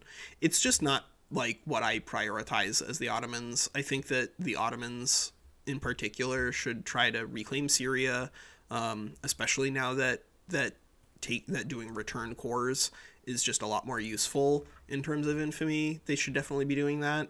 But if they do reclaim Syria, they might be able to do reclaim Egypt as well.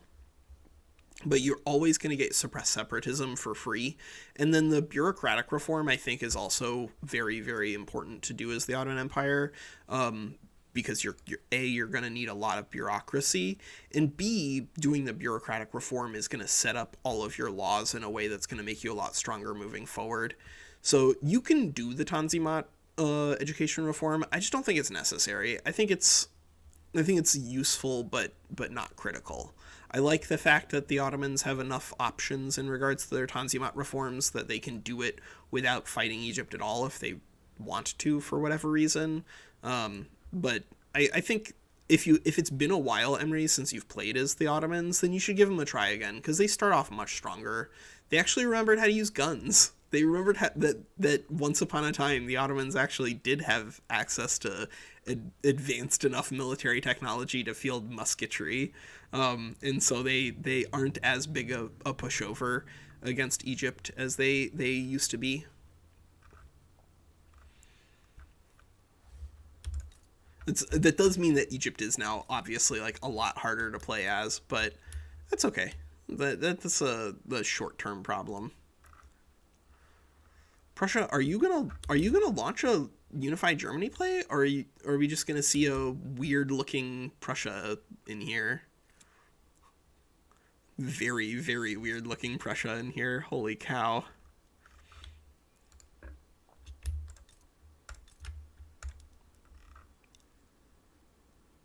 Wait. Are they... Huh. Okay, so Austria is still trying to be a leader. All right. I don't know. We'll see if we get a unified Germany here or not. It looks like that war between Prussia, those wars rather between Prussia and Austria have kind of set them both back a lot, because Austria's 84 construction sectors. Austria's construction sectors are almost as bad as this fake Ottoman Empire here. Spain's up to 144 construction sectors. Good for you. And Brazil's at 100. 5, 8.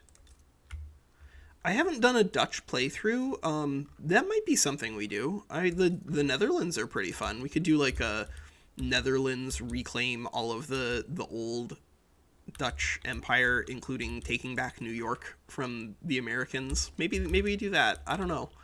The Netherlands are a little stronger than I kind of want to start 1.2 with, so we'll probably start with somebody a little. Maybe we'll play a Uganda playthrough. I don't know.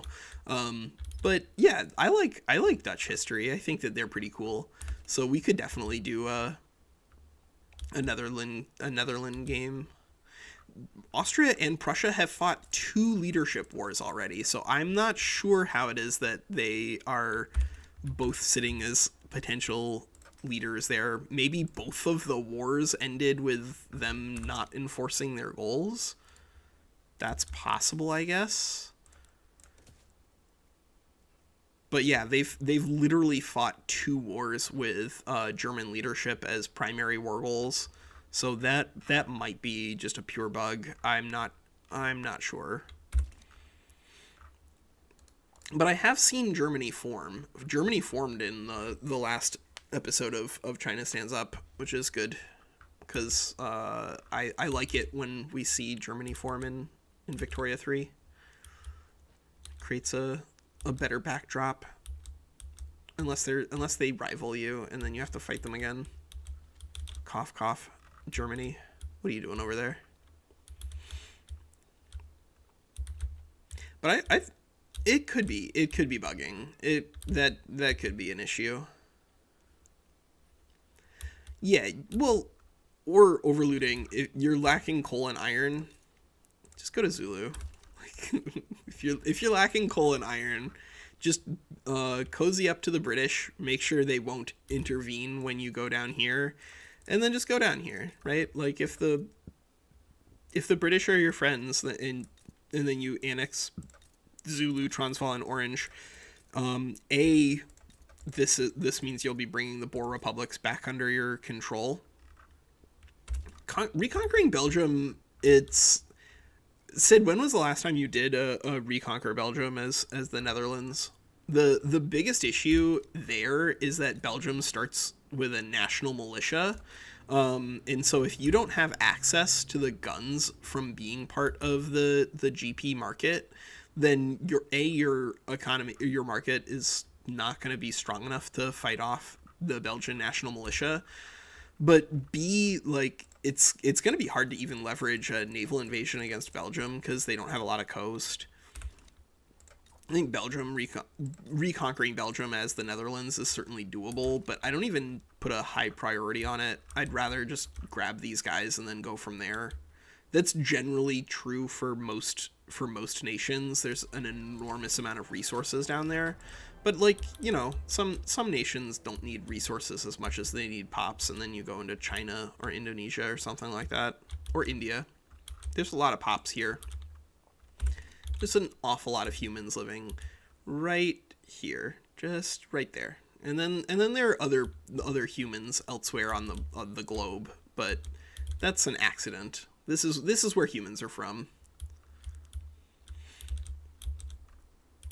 Yeah, you can just push through if they don't mobilize everybody, but it kind of depends on how the Belgian AI behaves. And every single time there's a new patch, I don't want to say that like the AI is going to behave a certain way until I test it in real life, because they do make micro adjustments and macro adjustments that can have some pretty meaningful spillovers.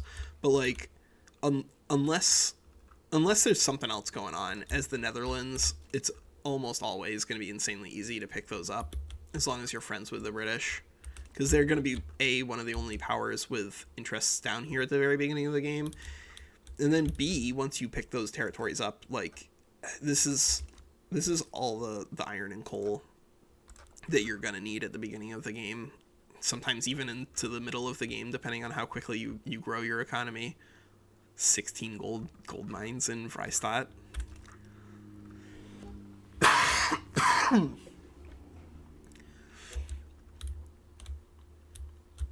Scandinavia formed. Hey, they sure did. And it's Bernadotte, so it's Scandinavia formed by Sweden.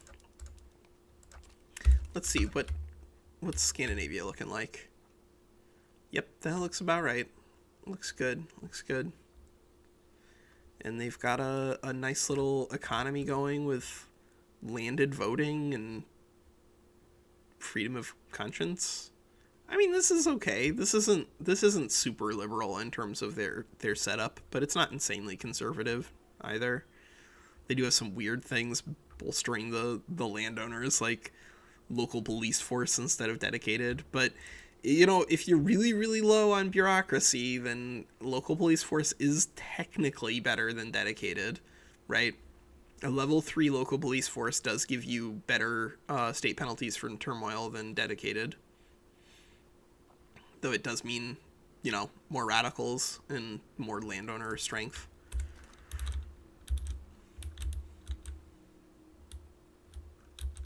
I do think that if you manage to get the British Raj to be independent, and there are some of these princely states that are entirely cut off from the British market, I think they probably should just declare independence on their own, like a lot more consistently.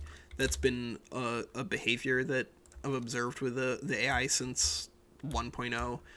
Release EIC or British Raj, and then have, like, you know, Gwalior or whatever remains a puppet of the UK, despite the fact that they've zero market access all game.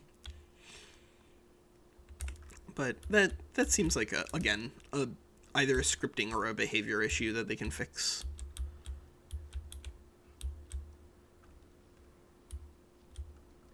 Yeah. Prussia? Prussia, come over here and poke you.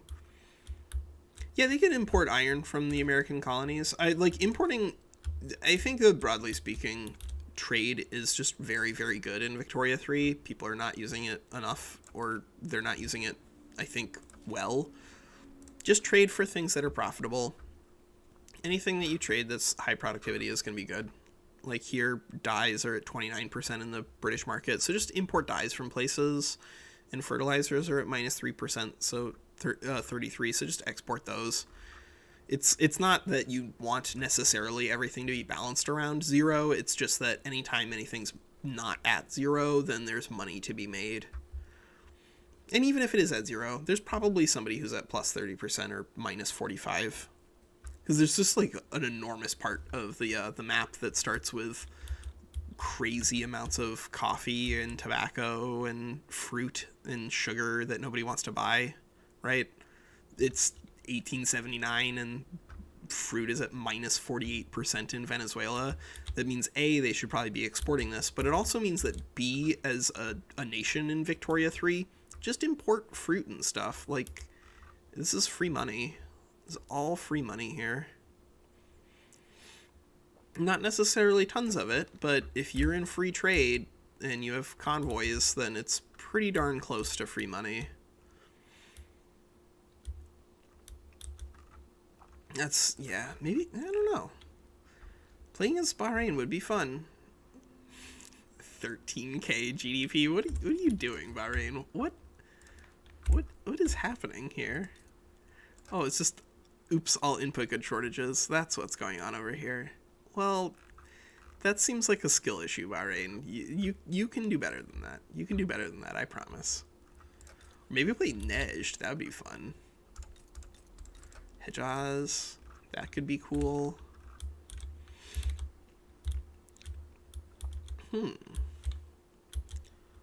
Peru, Bolivia. I don't know how you beat Finland. Finland against Russia, now that quantity matters so much more, it definitely is extremely difficult to win a couple of specific wars, like Finland against Russia, Mexico against the United States. Anywhere that you have a land border with somebody who has just way, way, way more troops than you is a little more complicated. I was playing I'm gonna say it was the advanced country guide, and then it ended up just being like I'm playing Afghanistan off stream and not telling you about it. But I played Afghanistan through until, like, I don't know, the 1900s. Let me see if I still have that save file somewhere. but we fought a bunch of wars against China, and literally the only reason that we were able to win those wars, oh my god, I played through to 1930. But the only reason we were able to beat the Chinese so many times is that we fought delaying wars along the front. Usually we would just like blitz into Central Asia and then also land troops in Lanfang. And then that would get us ticking war score to get them to just give us war reps and then peace out. But it is very hard to fight against quantity. So Golden Sword, we haven't actually started a game yet. We're just watching the AI and commenting on behavior so far. I may or may not actually do a full game today. I'm still getting over. Apparently, I probably had RSV over the last couple of days because that's the sickness that was like spreading around at my wife's workplace. So my voice is still a little cracked. But we're definitely looking around at 1.2 and just talking about like AI behaviors and broad strategies. So if you have any questions about 1.2, let me know. I've done a lot of content on the open beta, but depending on how things are going, we'll either start something soonish or we'll just dedicate a couple of more AI observer commentary games or runs, because now the run is starting to slow down. It's 1880 and and things are starting to chug. But performance is definitely a lot better on 1.2 than it was in 1.1. Like props where they should be. Yep, stockpiling that gold. Finland, how are you doing this? How are you doing this? All right, let's see what's going on over here. 59.1 million Protestants in Heavenly Kingdom.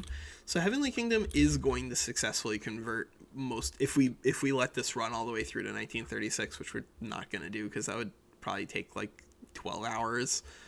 But it looks like Heavenly Kingdom could potentially convert all of China to air quotes Protestantism if we really wanted it to. Oh my god.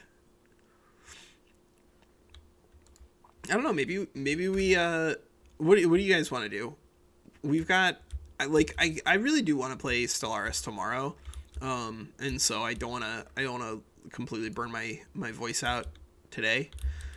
But I do want to I like Vicky 3. I like what we're seeing here out of 1.2. This looks very, very promising.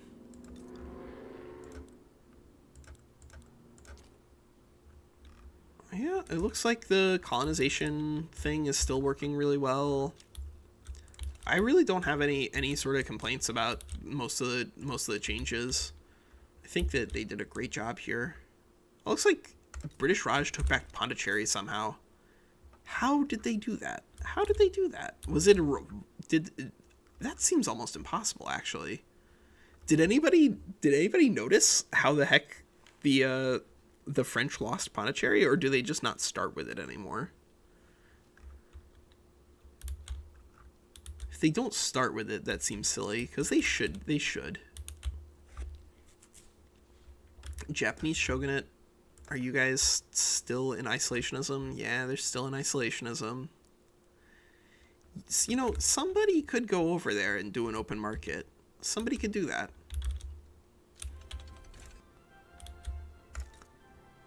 And we don't see the canals on the books yet. That's another thing that I'd like to see more consistently out of the AI. Because otherwise, like, if you're not a great power, it's going to be a little complicated. They do. Okay, so, I don't know, they must... I think the only way you can lose Pondicherry then is that if there's a revolt, and then they lose the revolt, and then British Raj conquers it. Because you can't take the treaty port back unless they drop below great power, and there's no way France has dropped below great power all game. Like, they've never been humiliated. So yeah, that must have been what happened. But then, like, France just if Pondicherry revolts, just launch a naval invasion. It may have been part of that war between... There have been a couple of France-UK wars, so that's possible. But My understanding is that great powers cannot take back treaty ports from each other, which is one of the things that I think people get frustrated by. See a lot of people posting about, like, I unified Iberia, why can't I take back Gibraltar? And I think that that's probably reasonable, right? I think great powers should be able to kick each other out of treaty ports. That seems like a short-term thing, though. Oman and their inactive treaty ports, right? Yeah, inactive treaty port. And that's just a split state.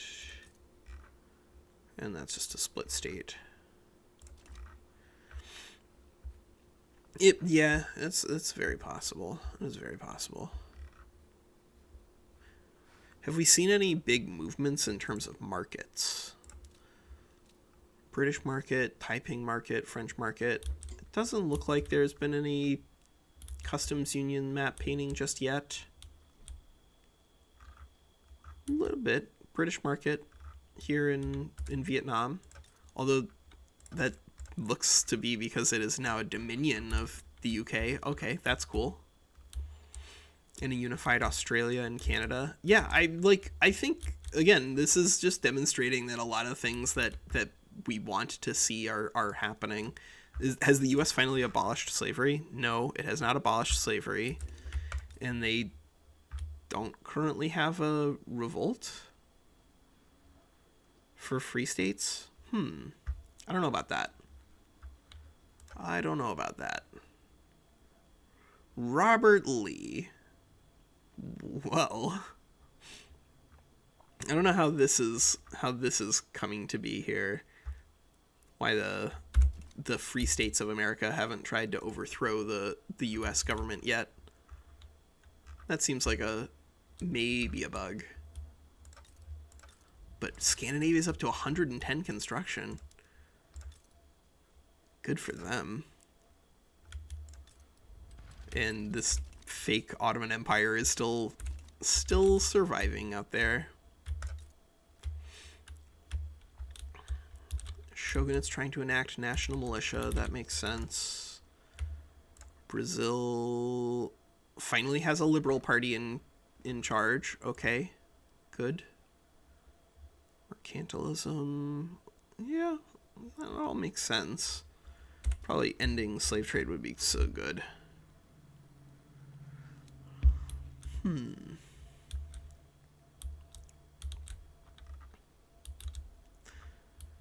Yeah, that's okay. We don't really care about it.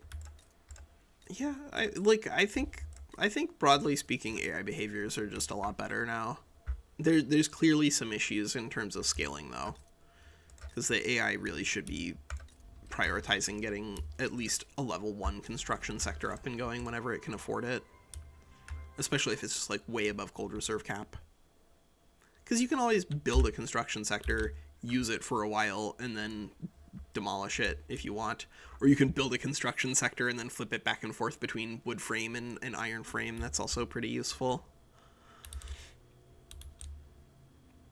Corn laws are ticking for a lot of these governments and then not getting used. Sad. But I mean, yeah, I think, I don't know how the AI should use that, right? Because if the AI 100% of the time is enabling corn laws and then using corn laws, and then everybody ends up in like laissez-faire and free trade and no serfdom like immediately, then I think that would be a problem. But they should be using the ideologies of the leaders here to influence their politics, right? Because Tripolitania could end serfdom, and absolutely everybody would be in favor of it. That seems like a fixable problem, though. They have no schools. How do they have such high literacy rate? Are they just running promote social mobility everywhere? Yep, that seems to be the case. Well, good for them. if you're playing as a really small nation, promote social mobility is really good, unless you don't have access to it. So I think corn laws, you could probably run a game without it pretty easily, but it makes the pace a little better, I think, and also I think broadly speaking is flavorful, right? Because one of the central problems in the 19th century is the debate about politics and economics going on within nations. And so I think having something like that is not necessarily an issue. I think that it I think it needs to be gated, though. I think probably it needs to be gated specifically behind a non-marginalized industrialist. Once you have a non-marginalized industrialist, then I think it makes a lot more sense, because then the landowners will have come into contact with the ideas of a free market, and then would probably be a lot more amenable to just trying to make money to catch up to the industrialists or to stay ahead of the industrialists.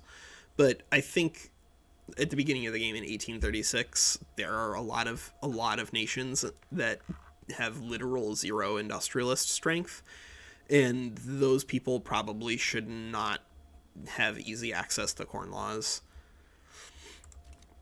I mean, it's centralizing in a sense, and like obviously you don't have to.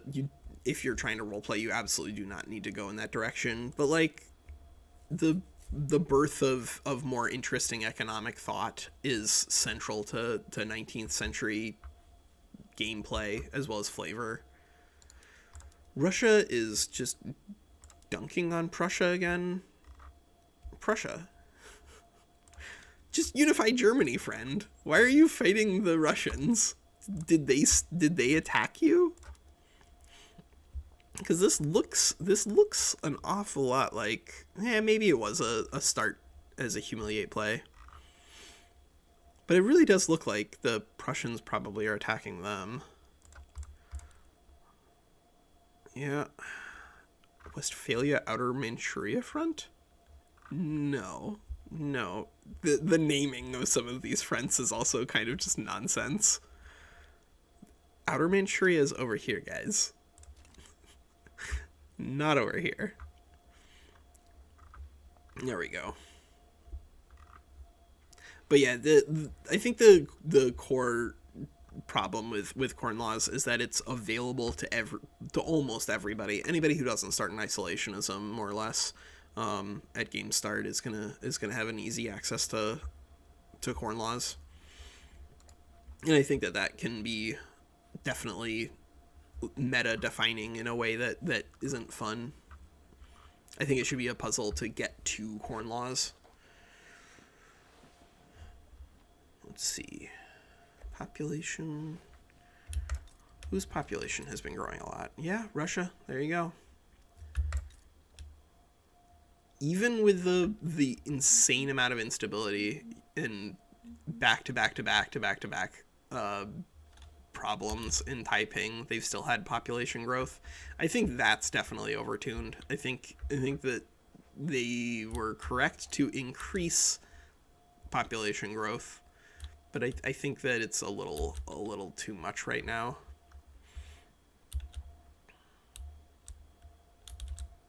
Oh, nope.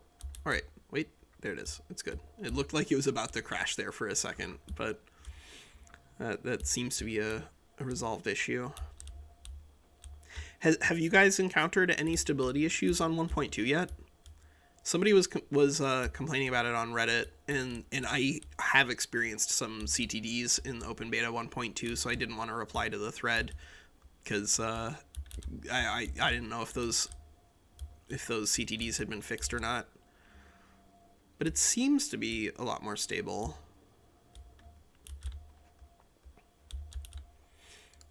Egypt. Trade agreements. I do think that another thing that definitely should probably be adjusted is the way people interact with Council Republics. It makes sense that people would be hostile to them, but I think also it makes sense that people would just want to trade with them just to make money. I don't know how to balance that in a way that's compelling, but I think that it's currently balanced around people put ideology in front of profit, And I don't know if that's an accurate description of things. Oh, do we have an Anglo-Zulu war going on here? We do have an Anglo-Zulu war going on here. Cool. Yeah, so, you know, it's possible that there's problems with 1.2, but I haven't encountered any of them yet. Great Britain is wait, Great Britain's fighting France and Zulu. All right, France and Zulu. That makes more sense. I'm like, how is the UK losing to Zulu, especially if they have a US ally? It's because they are also fighting France. Well, hey, if Zulu can win this war, that'd be cool.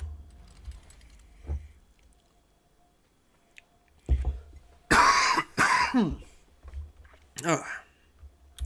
Have you guys played any of Mechabellum yet?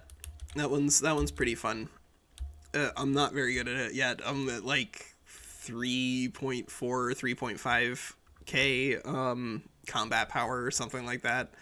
But it's pretty wild. It seems to be the Paradox response to losing the BattleTech IP, which is sad because I did love BattleTech multiplayer, but it's okay. It's an auto battler, and so it's really fast instead of like the 45-minute long slogs that multiplayer battles of BattleTech were.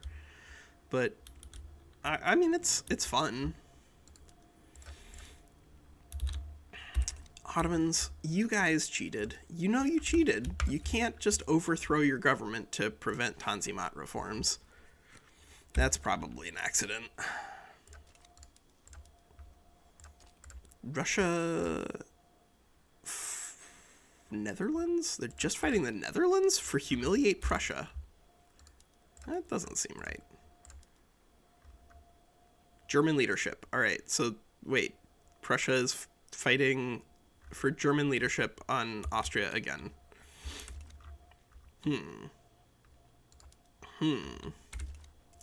I don't know, Prussia. I don't know. This is like the how many nth time that you guys are going to be fighting this German leadership war over here.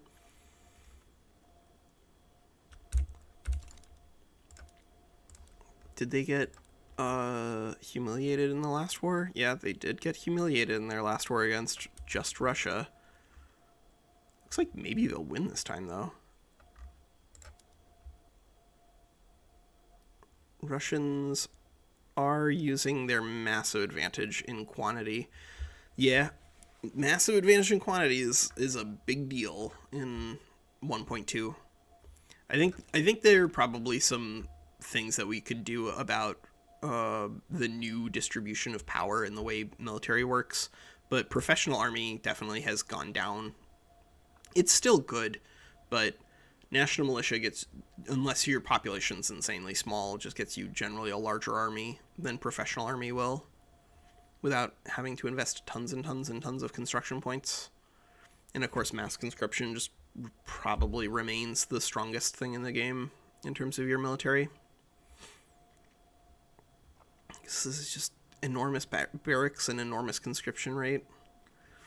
An enormous conscription center max level. Pretty good. Pretty good when quantity is important. I wonder if anybody's done, like, playing as a giant nation using national militia and relatively low-level tech, just conquer stuff. It seems like if there's a patch where that's going to be powerful, it's probably 1.2. All right. Let's see how this German leadership war turns out, and then we might switch over to doing like a little campaign of our own. I think I probably have enough voice left to do something relatively quick, but something fun. You guys have any suggestions or requests for something for us to do? I think something we could do in like an hour or two would be fun.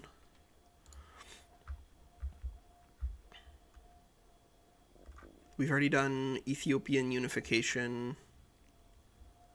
Conscription centers are really good. Conscription centers are, so they're like a couple of different kinds of buildings that are insanely powerful because they don't require you to build them, right? Urban centers are good because you don't have to build them. Even though services are terrible, they're still good because you don't have to build them, so they just create employment on their own. Same with trade centers, and same with conscription centers. Conscription centers, of course, you are conscripting pops, and so they become like flexible in terms of their cost depending on what your economy looks like. Conscription centers go down in terms of value when you have 0 peasants and 0 unemployed. They go down a lot in value when you have 0 peasants, 0 unemployed, and everyone is making bank, but they're very, very good.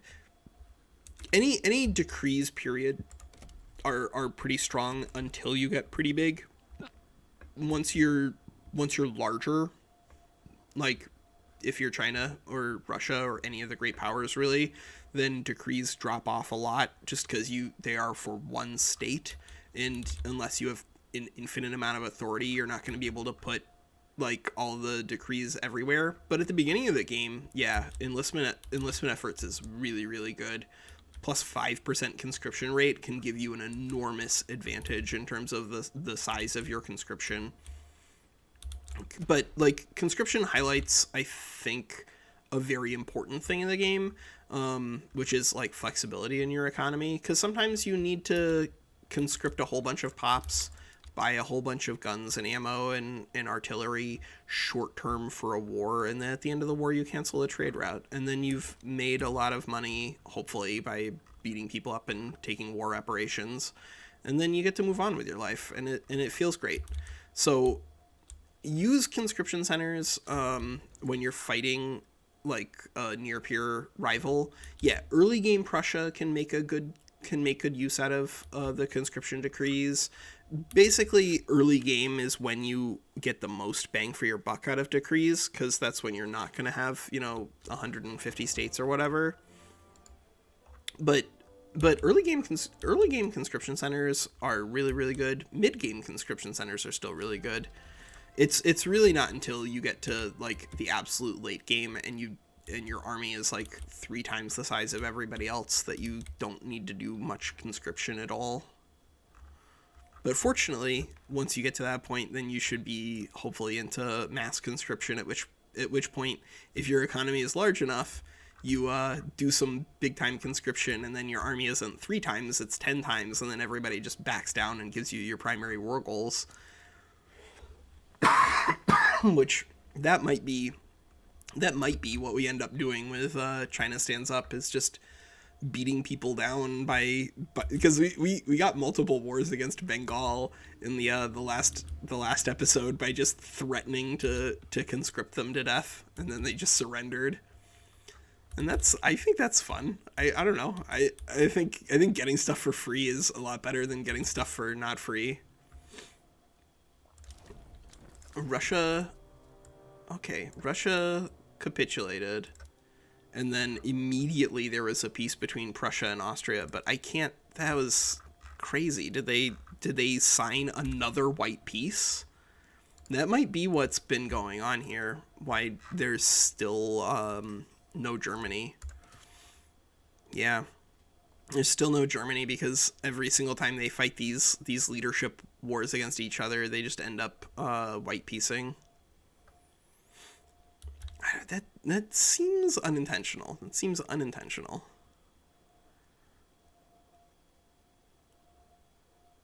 Boy, that is a lot of people opposed to you, Prussia. We also haven't done a German unification, like, ever, both on and off stream. But if we were to do a German unification, then it would definitely not be as Prussia or Austria. It would be as a smaller nation. I don't know. Maybe I'll look around and see if anybody has any really interesting starting laws. Bavaria was fun to do a basic country guide for, but I don't know if I'd want to do that. Indian territory is pretty tough, especially with the changes to the AI. It used to be pretty easy to win most of your wars by just cheesing them, but because quantity is so unbelievably important now, and because the US is just like huge and has a really big national militia, it's not as easy to just cheese it, land here, get support from France and win. G- German unification was painful.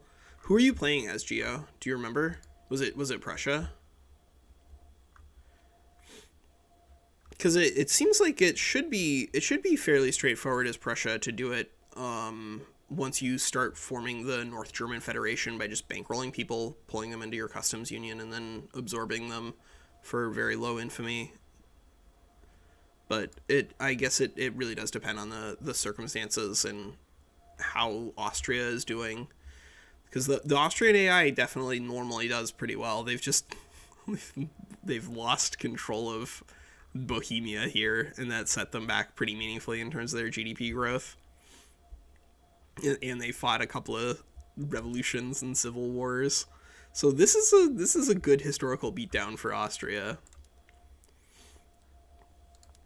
How's the position here doing? GDP is all right. Well, boy, Great Britain might hit 1 billion GDP by the end of the game. That'd be pretty cool. That would be pretty cool. How many peasants does Great Britain still have, actually? Come here. Come here. 0.1% of them are peasants. All right. Yeah, like 0 peasants in Great Britain. All right. So they should be just getting swamped in migration, right? No. Why is... They have no migration controls. They're on racial segregation and freedom of conscience. It seems like migration should be a little faster than that. Oh yeah, the quantity change would obviously crush you as Prussia against Russia and Austria. So maybe you need to buddy up to Russia early game. That might make sense. Maybe you want to be friends with France. Yeah. I don't know. Maybe we should take a shot with Prussia just to see what we can get done. That would be pretty quick. Do you guys want to try doing it just like a Prussian German unification? It would be pretty easy, but I wouldn't necessarily, or at least I think it would be pretty easy. But you're right, with a quantity change that would set them back pretty meaningfully.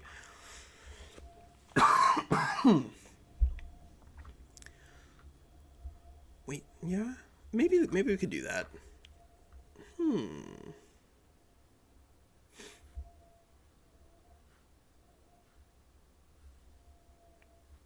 That could be fun.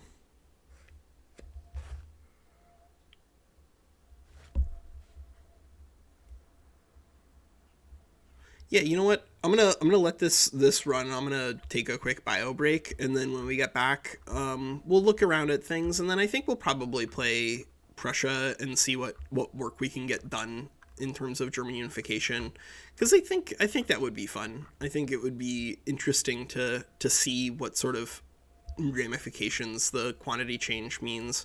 But I do suspect that probably using conscription is going to be one of the keys. Enlistment effort is the only way you're going to have an army that's going to be large enough to meaningfully fight against Austria and Russia. But I think probably your best bet to win that war is just don't fight them both at the same time.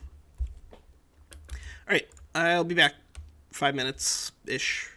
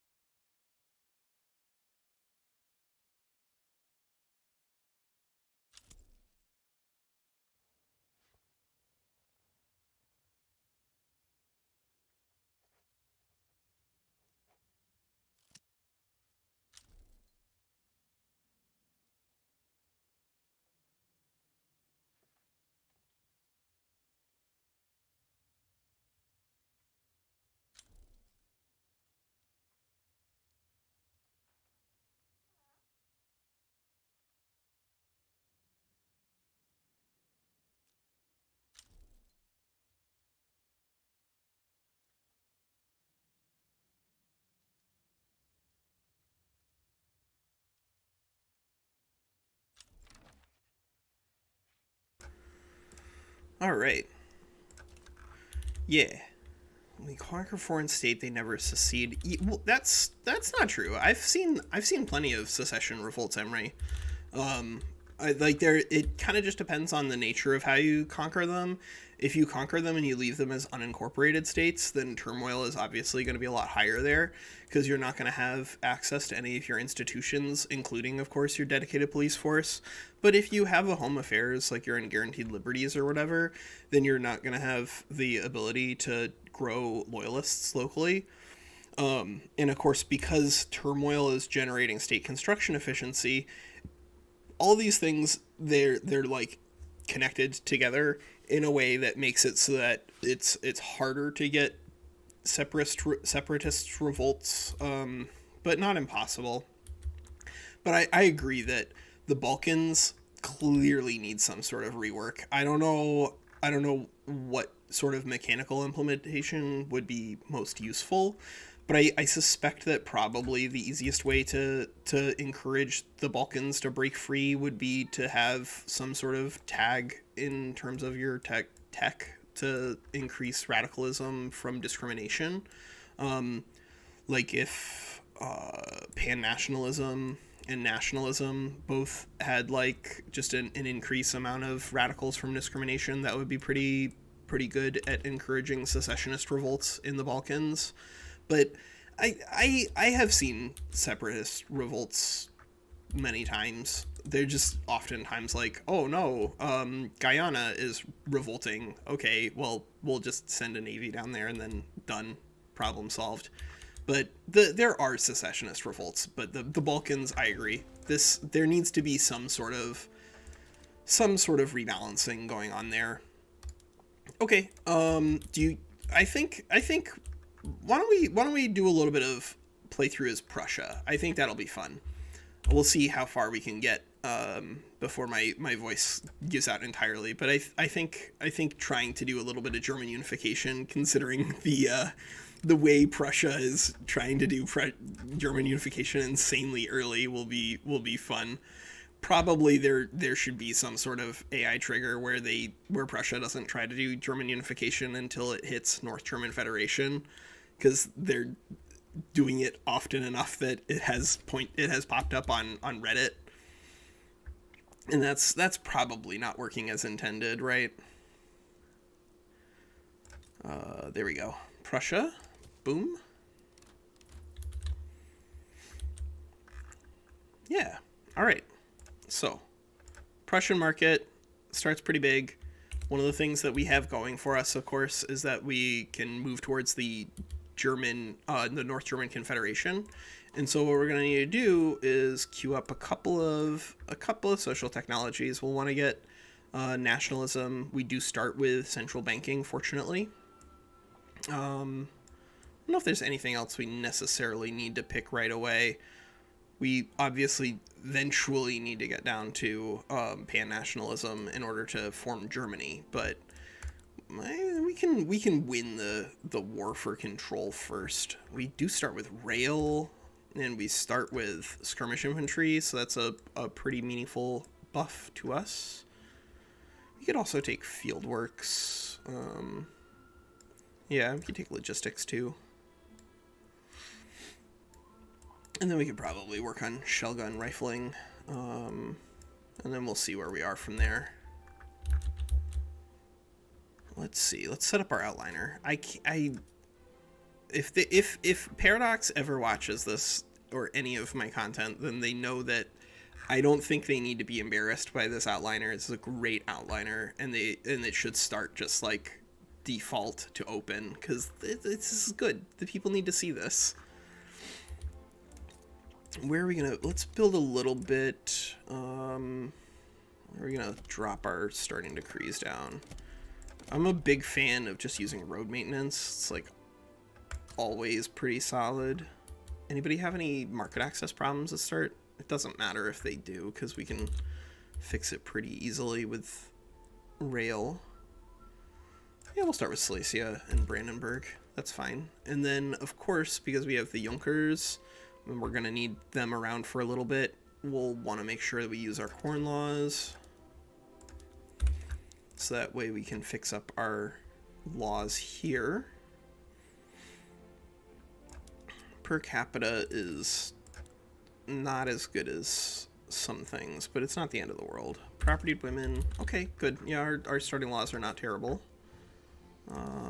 Let's go ahead and increase our taxes. These are best consumption taxes. 5. Let's see. Yeah, that's probably a little better. And then we can do some construction. Furniture, paper, probably paper. Yeah, it looks like we probably want to do some paper. Let's fix up all of our methods though. Yeah, none of the rest of that looks critical. Could try doing craftsman sewing, but that would require us to import a bunch of silk, which we do have the convoys for it. Let's see. Could import some man o' wars. I mean, always. Construction sectors are really good. They are kind of the most important thing at the beginning of the game. They are the defining feature of real growth. Drop a couple of those. Plop that down. That looks like a reasonable start. What's up with our generals here? We got some good ones, right?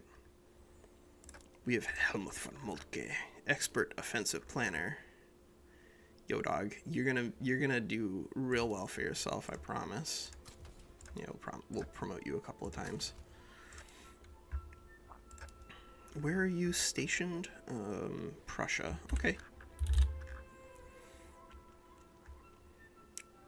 And then let's see if there's anybody we can pull into our customs union. Nope. And we have some extra interests, so we could set up some interests in the world. Yeah, we'll pick up some interests out here. Those guys are usually pretty easy to trade with and then just pull into your market. Yeah, we'll do all of South America. South America is usually just an easy location to expand into. Doop, doop, doop, doop, doop. I guess we'll improve relations with France and Russia. Yeah, whatever. We'll improve relations with everybody who is in Austria.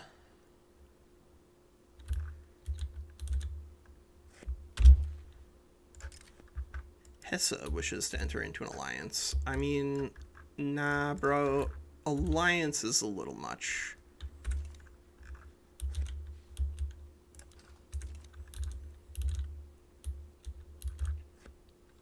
Like, I think generally speaking, you should be balancing your economy around being on high or very high taxes.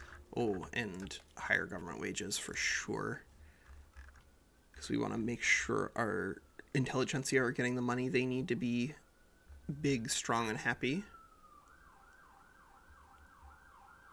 Yeah, we could do high or very high military.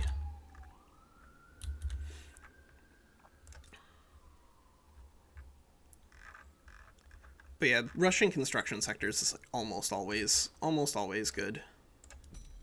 It's just a very, very powerful way to start the game out. Chilean, Swedish, and let's see if there's anybody else we can import wood from. Good.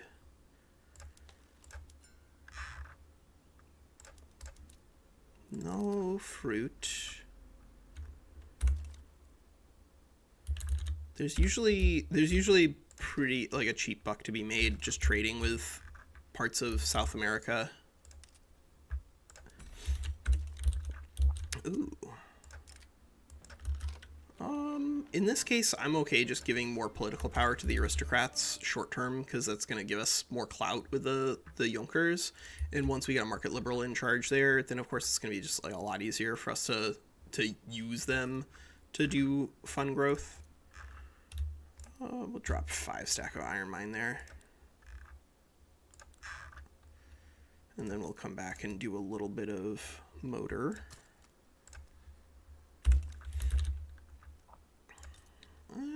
That might not even be enough construction sectors. Yeah, let's do a couple more. Do a couple more. Hey! We did it. Alright, free trade it is.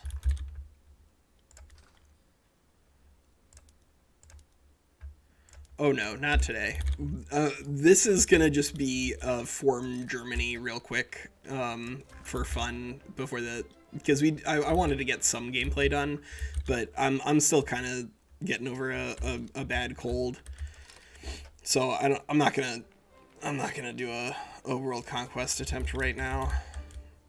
But we'll do some building. We'll do some nation building here. I mean, yeah, Prussia's usually a pretty good start to do a world conquest attempt with, for sure.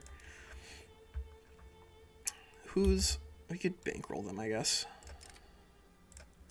We have the cash.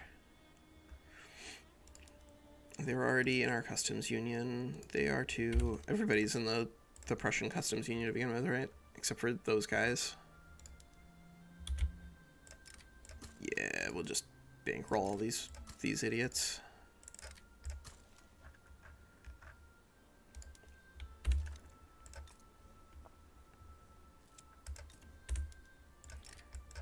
Okay. Yeah. Sure. Enactment success chance. Always take it. Okay. Goods. So one of the reasons I really like free trade is just because of the way markets work and trade works. So we don't actually lose any money importing clothes from anywhere. It just means that we still make money selling these things to our people, but we translate some of the productivity in those other markets into productivity in our own market. Trade's good. If you're ever unsure, trade is definitely good. Let's see. What else can we trade for? We could trade for hardwood with the Dutch, sure. They have plenty. We could try to see if we can push out dyes to people. They're already on that.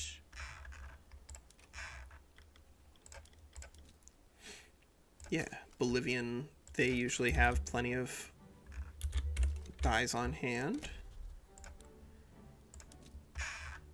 Nope.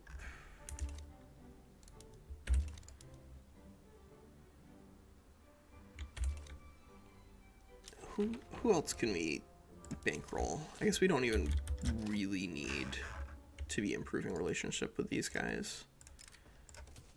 Let the grain trade begin. And we already had serfdom abolished, so it's not like we're going to be fully abusing corn laws here. It's usually pretty good. Laissez-faire is, of course, going to shift more of our construction points away from government construction and towards private construction, but that's okay. It's always a helpful thing to have more economic growth going that way.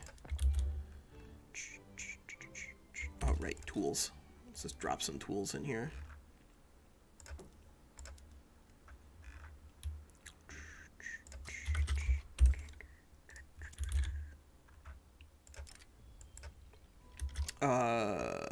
Who?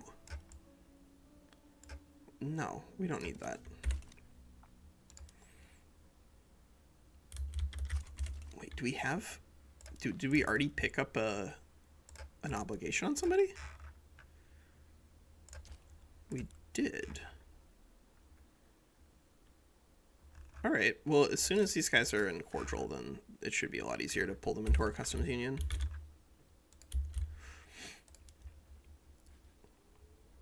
Yeah, we could start bankrolling in South America.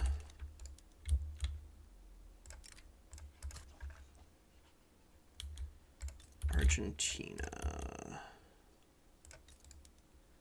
I guess we'll do Argentina next. We could try to do a form a customs union with Brazil. Sure. Yeah, we just need a little bit of influence, and we'll get some back that way.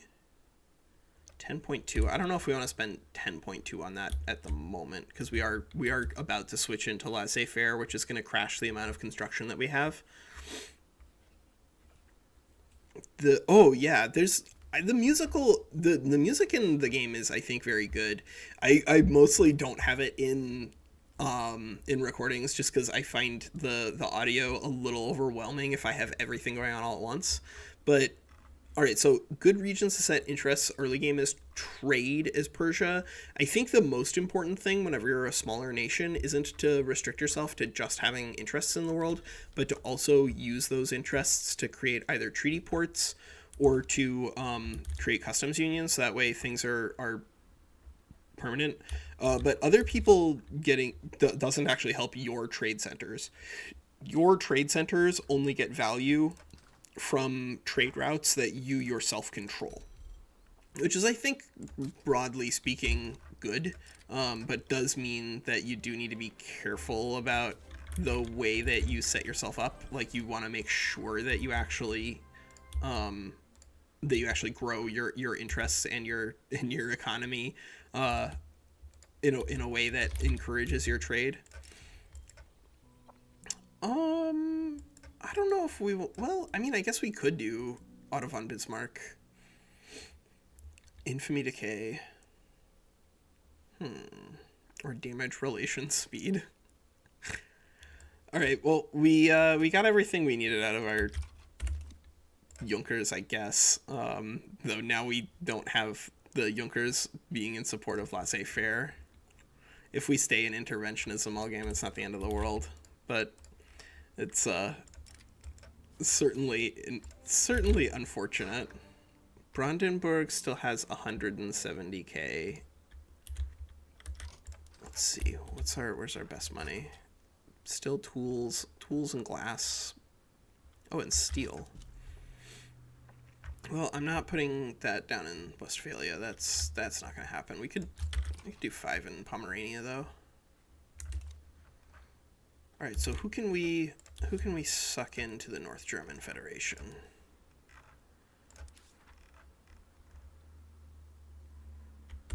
We just need high relations with these guys, and then they'll get integrated, right? Customs union. Any of you guys want to join the customs union?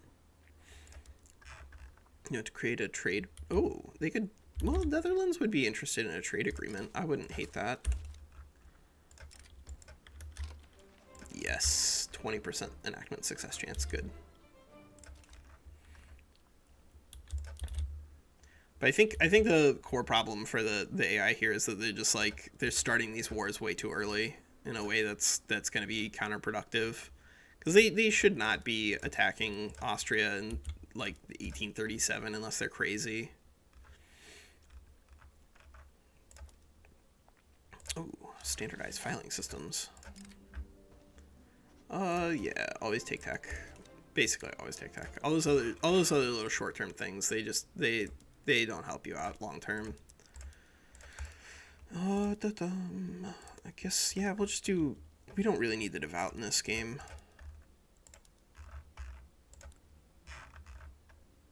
And we do have relatively high productivity on our farms.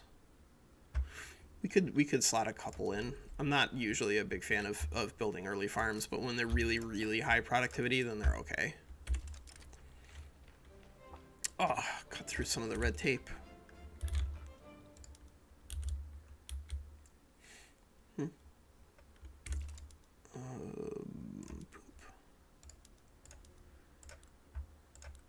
They need in order for you to absorb them, they need to be, what, friendly? Right? Is that correct? I think that's correct. I think in order for them to be absorbed into your country, you need to have them on at least friendly relations.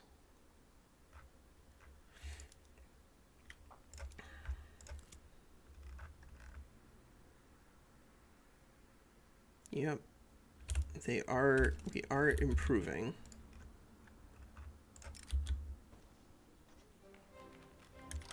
Yeah, sure. We don't need the authority, but I don't hate having it around.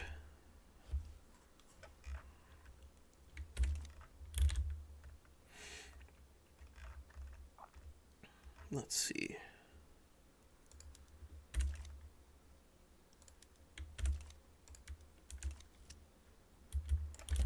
Ottomans have started their little war over here. We have no interest in this. It's on the other side of the universe. Hey, Prussia will annex Mecklenburg. Good.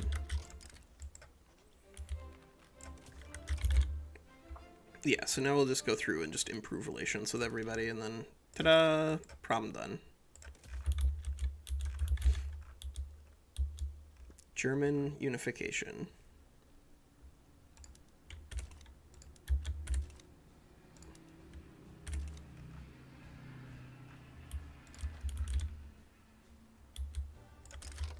Russia wishes to enter in a trade agreement. Great. Yeah, we could build some more in Silesia. Boom, boom. And we'll build a little bit of rail here.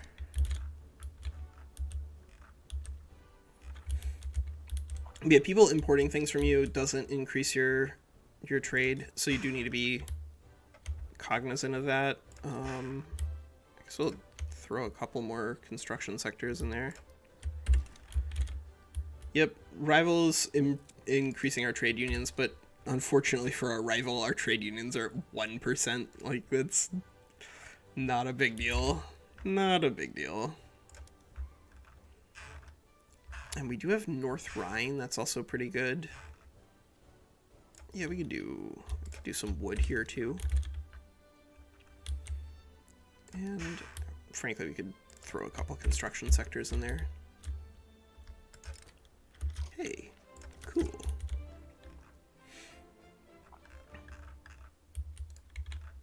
Yep, just absorbing people as quickly as we can.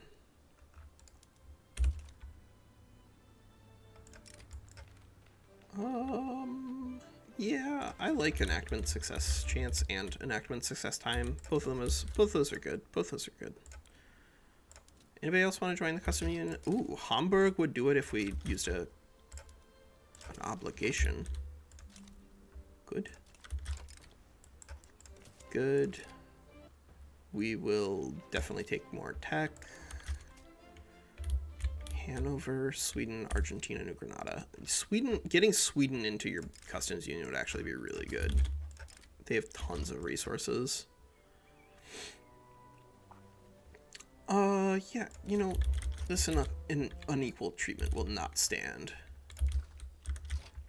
And now let's see if there's anything that we can make money on trading. Probably, yep. Import some from Sweden. I just want to get as much trade with Sweden as we can, because that's gonna help us integrate them into our market. Hanover, sure. Ooh, we can do lots of trade with Hanover. That'll be great for improving relations. No guns.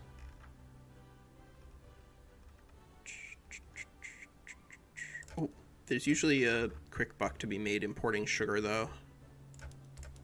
Hey, there's usually a quick buck to be made importing sugar, though. Oh, not New Granada. Well, actually, maybe we do import from New Granada just for a little bit of political interaction there. And we can probably make some money exporting. Yep, exporting some clothes. And it looks like that's probably the easiest money we're gonna find anywhere. Yeah, importing some dyes. Cool. Okay, so Oxy, we're just doing a quick like little German unification just to play it out. Prussia has definitely taken it on the chin with the new adjustments towards quantity over quality, and so there's been some difficulties with the AI beating Austria, but I think that we probably can get it done. Obviously, our army is not strong enough to fight both Russia and Austria at the same time, which is kind of one of the issues that the AI has been running into, is they're just fighting both for whatever reason in like 1838. But we're not dumb. We don't have to do that. We can do better than that. We can do better than that. We can make sure that we have more of North Germany under our control before we fight the Austrians. Pretty easy.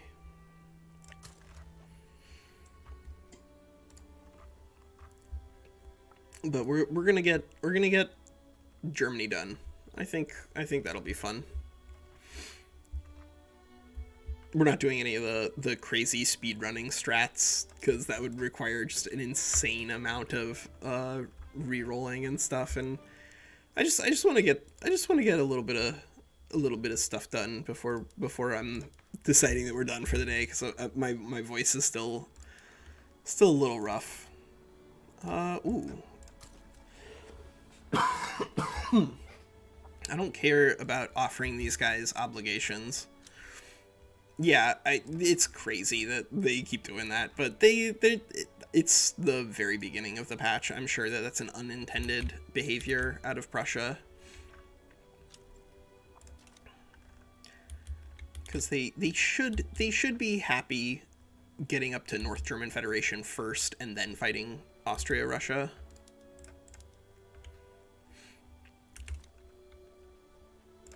We're also probably going to need to... Oh, right. We have state actions. We have reset production methods. Oh, wait, what? All right. We'll set up production methods here, and then we'll see where things go from there, because it looks like production methods are disparate enough that there isn't a unified theory of how production methods should be set. That's one downside to playing as Prussia, is that you're going to be absorbing all this territory so fast that reset production methods isn't as useful. But we'll be okay. There we go. And is there anything here that we want to set? Yeah, we'll set sweeteners, because we're going to have easy access to sugar. The only thing we don't have easy access to is... Oh, actually, we could trade with... You could trade with France for silk. They usually have excess silk floating around. Chemicals look okay. Yeah, we'll just do market stalls and everything. I think we can afford it. Import, yeah. Import some silk from everybody except for the Austrians. No importing from the Austrians. Could import some Swedish artillery though. And I wouldn't hate importing Danish dyes. That would be alright. And Ecuadorian dyes.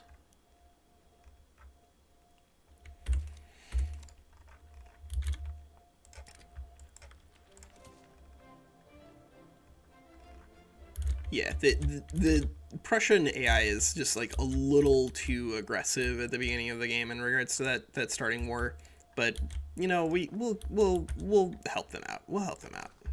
As long as we're the ones directing things, it should be all right. French dyes, sure. But I really want us to get more interests, so we do need to make sure that we actually get either diplo plays or just pull these guys in via obligations. We're just bankrolling people out here. Bremen, Hanover.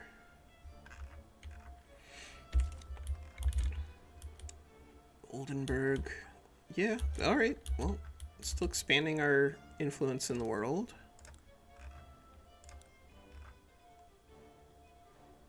Dog, are you gonna get me a cool obligation so I can pull New Granada into our customs union? That'd be great. Bankrolling, you can do it. Believe in yourself. Alright, got laissez-faire. Professional army. Home affairs. I guess we don't even really need the Junkers in order to have a legitimate government. We could work with the industrialists instead. Thanks, Otto von Bismarck. Take care, I guess. And then we could switch into landed voting, potentially. We have enough authority that we're just not using that I don't have a problem with that.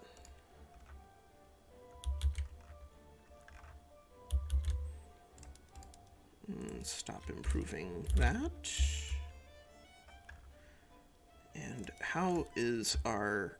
Okay, we can increase our institutions. Yeah, we can increase both of those.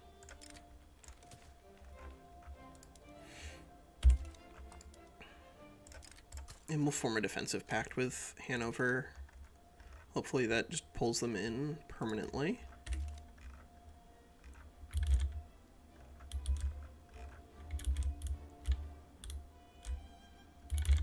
Landed voting, so generally speaking, democracy at the beginning of the game is a little complicated in terms of your assessment. Democracy is worse and worse the more peasants that you have, but landed voting in particular is just like a very easy thing for us to get into with our current coalition. There was absolutely no opposition to it. And so getting this thing done, it's going to make some people happy without necessarily hurting our economy like broadly. It's going to radicalize the rural folk, but I don't care about that. Oh no, it's everybody's endorsing it. And so this is going to be like across the board bonuses to approval, to IG opinion. And IG opinion, there are lots of different ways to manage it, of course, but one of the easiest ways to manage it is give the IGs the things that they're wanting. And if they want things that aren't bad, then I'm inclined to give it to them. Yeah, we'll toss some more construction sectors in. We'll probably go into dedicated after landed. Yeah, dedicated police force, it's generally speaking better than local. Local is pretty helpful at the very, very, very beginning of the game because it does decrease penalties from turmoil by a larger amount. Oh, right, and we should build a little more in terms of our bureaucracy so that way we can incorporate those guys. Dedoy. I mean, evangelicals, you're not wrong. It's just that, like, the industrialist actually, the general... Yeah, we'll increase you. Because industrialists are just insanely happy anyway. Explosives from the French market, sure. Why not? Why not? No, you need to annex Hesse Kassel. That's where we need to go. That's where we need to go. But I love the fact that we can do reset. That's huge. It's unbelievably good. And incorporate, and then probably build a little more. I'm going to guess that the largest bureaucracy is probably in Brandenburg. Yeah, it's in Brandenburg. Toss 5 on there. Do we have problems anywhere? Silesia, I guess, could use a bureaucracy. That's fine. I'm okay with that. Yeah, enactment success chances usually pretty good. But I guess we don't really need to push it considering that there's not going to be any opposition here and therefore no stall chance.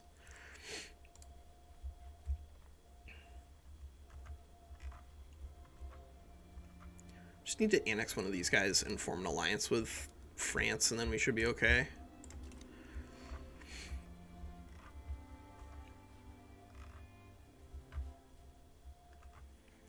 Let's see. We don't have enough influence to necessarily turn anybody else into a customs union. Hanover, why are you not being annexed, friend? We have insanely good relations with you. Is it because you're a minor power? That might be it. This is going to be a ludicrous amount of bureaucracy, but considering we're going to be annexing people and then integrating them, I'm okay with that.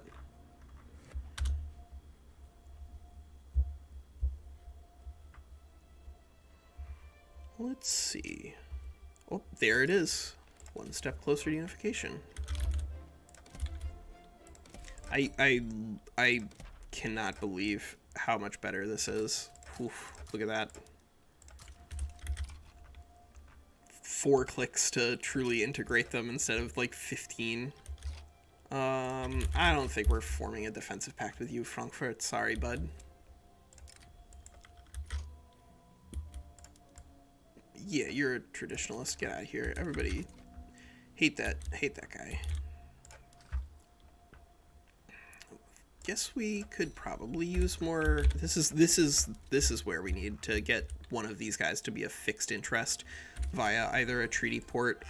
Did we start with a navy? 5. Not a big enough navy to actually invade anybody.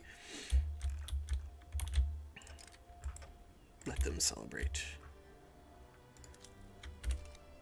But if you puppet one of these guys, then obviously it's like a fixed interest there, which is a lot better than having these like flexible interests.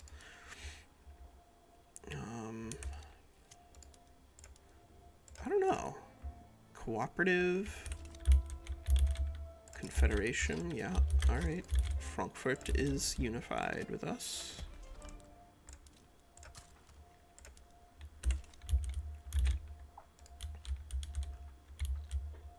All right, so Austria is at pretty meaningful advantage. Austria in terms of numbers, especially if they are friends and allies with Russia. Rivals with Ottomans and Sweden. Well, one way, of course, we could ensure that the Russians do not get involved is to bankroll them. Because if we have an obligation out of them, then they aren't going to be capable of fighting us. Yeah, we could just crank the iron and coal in Silesia. Silesia's really good.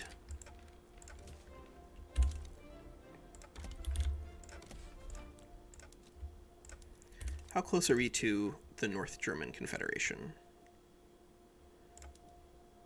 Well, we're moving in the direction. We still need to annex some of these small dudes, and then we should be in good shape to fight the Austrians.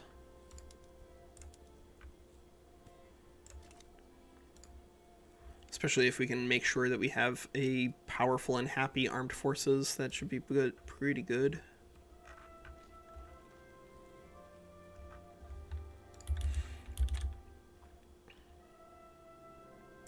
Posen, you could probably use some more construction sectors, huh? Yeah. You've got enough peasants. You can afford it.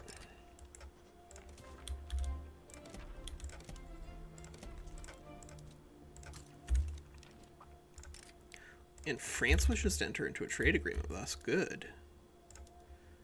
Good. Yeah, let's be friends, France. We could bankroll Austria. I want to fight them because we haven't made them abandon German leadership yet, which is like one of the critical things in order to make value out of bankrolling Austria. Because we want to be able to do nation formation Germany, again, in order to do that, we need to be able to get this launch leadership play without having to fight everybody in the world. But that's something we can do. I think that generally speaking, in 1.2, the shift is definitely the historically accurate forehead of the Austrian leader. Yes, The Austrians, the Habsburgs, are well known for, I'm gonna say, genetic experiments unintentionally. Yeah, we'll say that they're well known for unintended genetic experiments, and so you see some pretty weird Habsburgs. But the House of also wait this what's the actual house here? Because they're not actually von Habsburg. They're Habsburg Lorraine, I think. After Maria Theresa was the deal, a little less insanely inbred, but of course this is not the most commonly associated person with Austria during this time frame. That's Franz Josef and his really great mutton chops.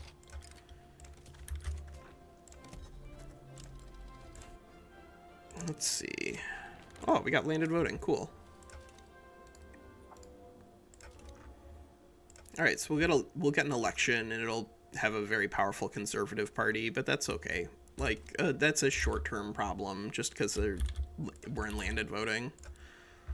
Once we have a different party, oh, actually we could do this. Yeah, do that. Done. And then we'll see how the votes go. Let's see. Who wants to join our customs union? Oldenburg, okay, and Ecuador. If we owe you an obligation, that's fine. I don't care giving you one. It's fine by me. Ooh, and Oldenburg would actually become a protectorate if we offered them an obligation. That's cool. I guess Ecuador would have become a protectorate if we could offer them an obligation, but that seems to be we'll get our bankroll going, and then that'll be a little easier.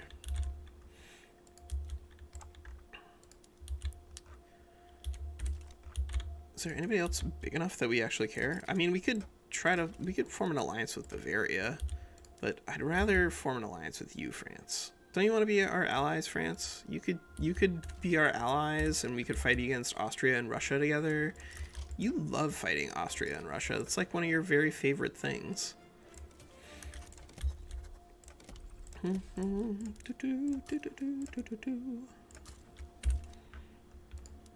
Yeah, maybe we bankroll the French for just a little bit. See if we can get an obligation there.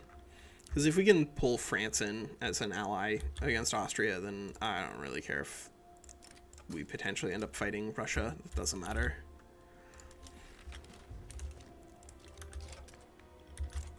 And we could do a Free Conservative Party, but that would push us out of legitimate government and wouldn't actually make us make any difference in terms of adjusting things here. Yeah, we do dedicated, though. Dedicated police force is definitely better than local. And let's build.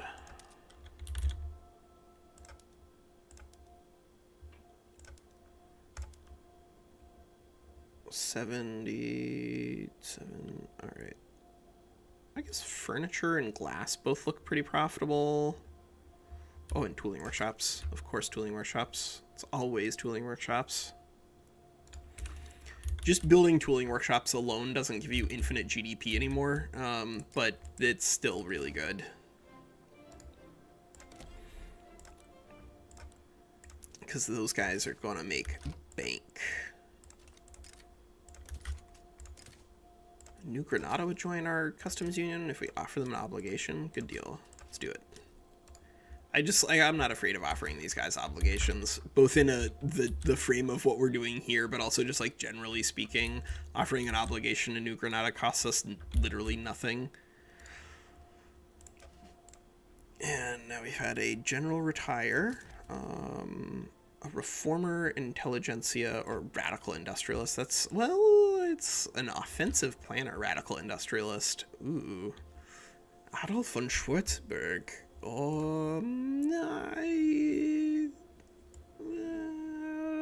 Yeah. Let's recruit a non-radical. Radicals can be a little spooky.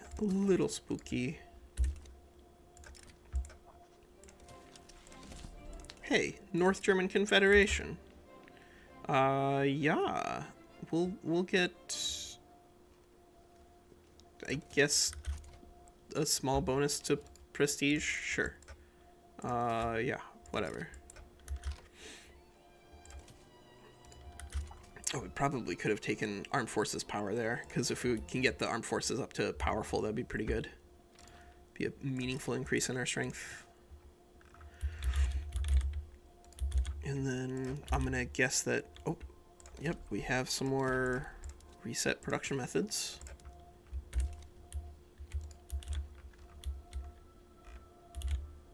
France, come on, buddy. Be our friend. Don't be like this. Be cool, France. Be cool. Where else should we put an interest down? I guess if we're trading in dyes and silk, then we probably want a way to interact with Great Qing. And I wouldn't hate trading with Mexico either. Or in Niger. There's a lot of like dyes and stuff just like floating all over the world at the beginning of the game. Lots of money from trade routes that you can set up.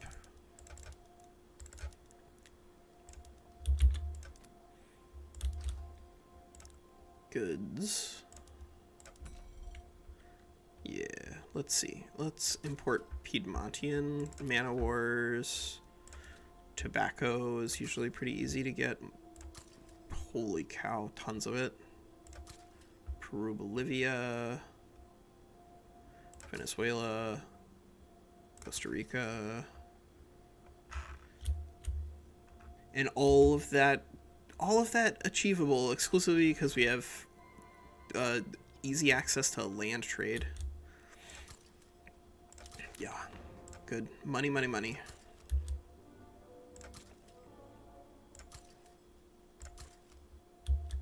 Oh no, Blink, if you're willing to do that and you don't consider that like cheesy, then that's a really great strategy actually.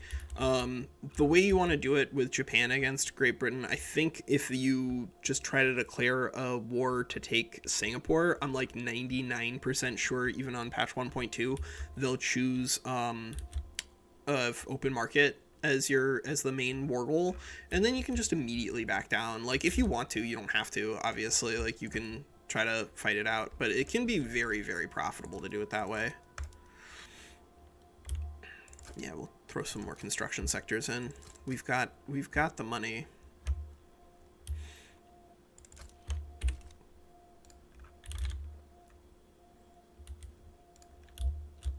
Yeah, treaty port in Indonesia. Well, also, if we can just get the Netherlands to be part of our customs union, that would also be a pretty good way to do it. We just need more influence. Yeah, put some funds into doing that. France, how long are we going to bankroll you before you're willing to give us an obligation, friend?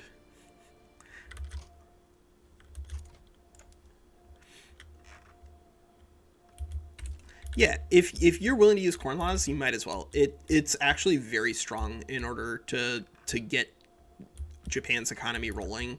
Just pick a fight with the UK because they usually are more than happy to choose open market as their main war goal. If you choose force recognition, apparently they can choose war reps as their main first goal, but that's a temporary thing. If you choose land, they usually just choose open market. We could fight France for Alsace-Lorraine after we use them to help beat down Austria. That could be pretty good. And we've made a lot of progress on our military tech tree. So yeah, we could take triage and then breech loading artillery. With breech loading artillery, it should be pretty easy for us to just dumpster Russia and Austria if they're being dumb about it. Let's see where money is.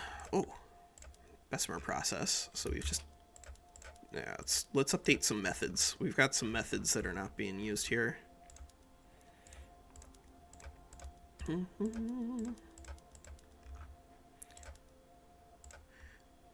think as most nations, it makes sense to not just immediately click. I don't know if we're going for Mega Germany or not. I'm still kind of sick, and I just wanted to get like a little Germany done. If we end up with the time and energy to do a super Germany, then we can. That one's just beat Austria in the leadership play, and then bankroll them and improve your relations with them until they stop being angry at you, and then they'll join super Germany. But you do need to bankroll them in order to make sure that they're your friend. I guess we could do more paper and furniture in Brandenburg. That's fine.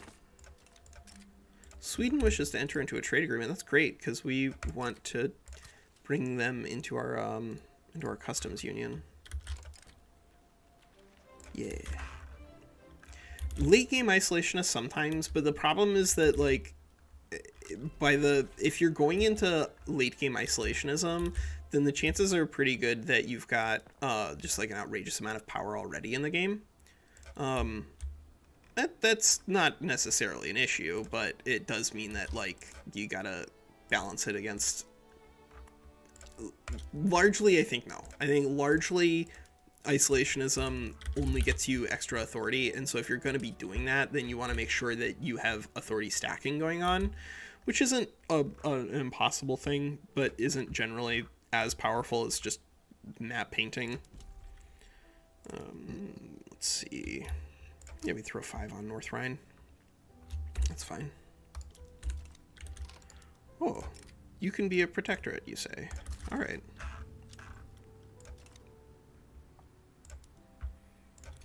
Oh, who do we still have obligations on? Bremen. Sure. I guess we'll use an obligation to create a trade agreement with Bremen. Bremen, why you want to view us as a natural enemy? We can be friends.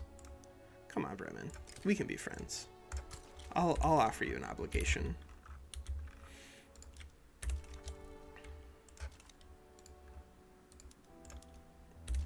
And we could potentially just make Denmark into a dominion. We could do that.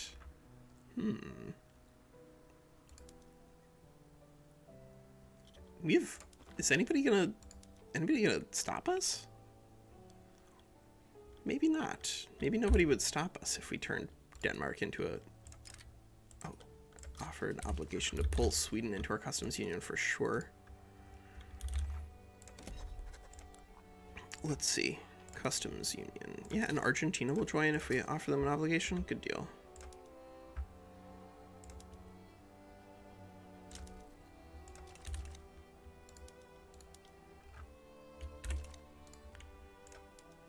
I guess we don't need...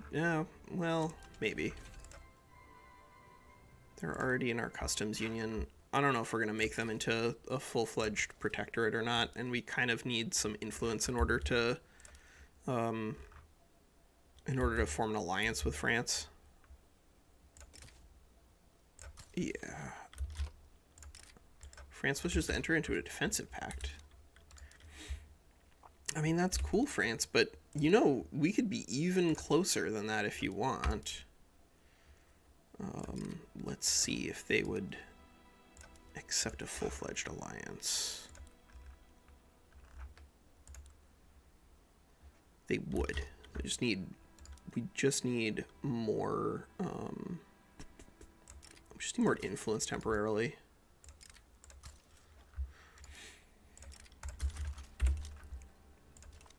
All right.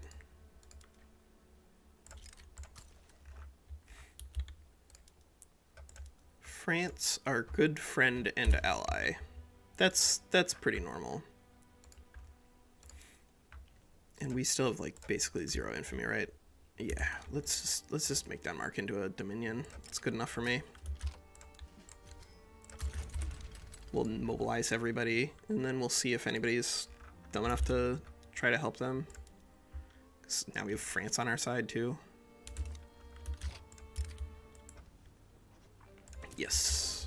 Oh, and one thing, of course, that we did get to see last time was a big heavenly kingdom, and it looks like we're gonna get another big heavenly kingdom over here.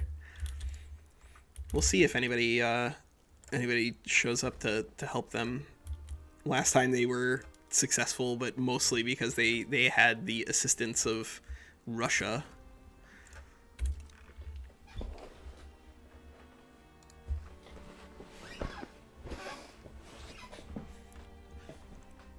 Like isolationism in particular is mostly going to be useful when... Oh, wait, who died?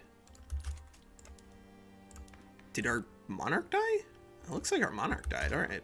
Well, you're a general now. You're a bandit general now. Oh, Frederick Wilhelm, why are you a bandit? Who made you like this?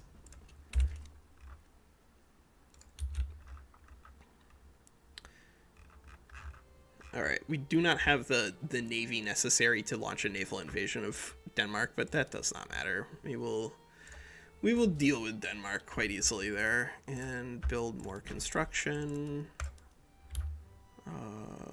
Yeah. I'll drop a couple in there, drop a couple in there, drop a couple in there.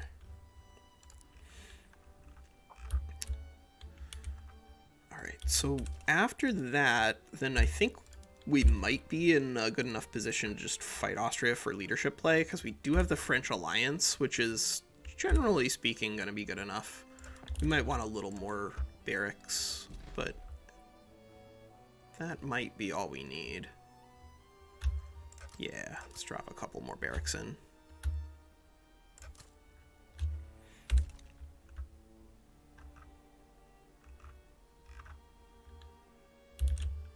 Oh boy.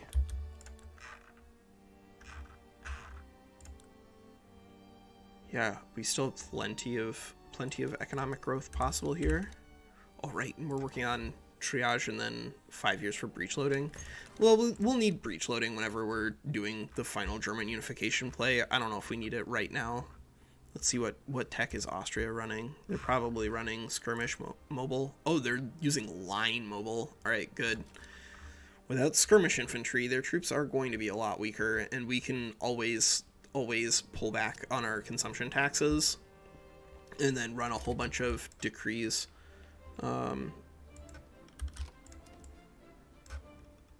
Sure, no beer, no vote. You got it, Free Conservative Party. You got a giant increase in your momentum. You're still gonna get crushed by the Conservative Party, though.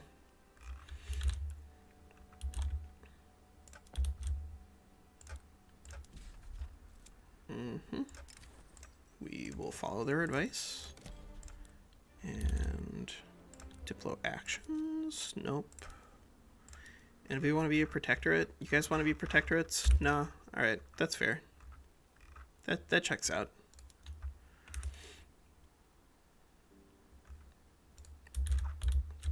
So this is something that we saw also in the last one, where like a revolt broke out in the Ottoman Empire. It won, and then that broke Tanzimat. I don't know if that's intended to be a long-term thing or if that was just an accident, but it was funny. Seems like the best way for the AI to win is to fail. Yeah. Alright. Sure. I don't really care about them. I don't really care about either of these guys. Let them fight. Alright, so now we have Denmark under our control. And the industrialists are no longer at like plus 20, so we can't just leave them there. Rhine? Do we have a good general for the Rhine? I guess we could pick up a radical industrialist. That's a little spooky, but hey, that's a short-term problem, and unleashing a wave of radicalism would be pretty fun. Let's see. Yeah, let's build some more barracks. 5, 5, 5, 5. Good.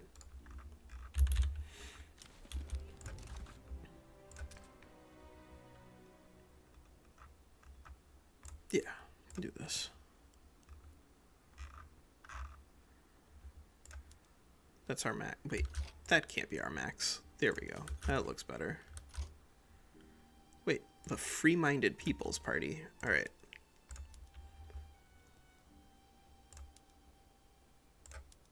That's an illegitimate government. Without... Oh, it's because the armed forces are nihilists.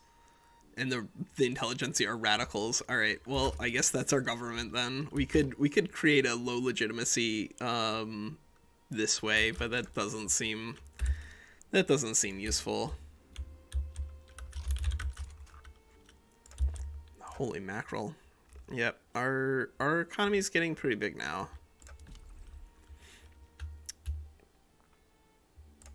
Yeah. Build Saxony a little more. And then drop some more of those in. And I guess we could do some more iron mines.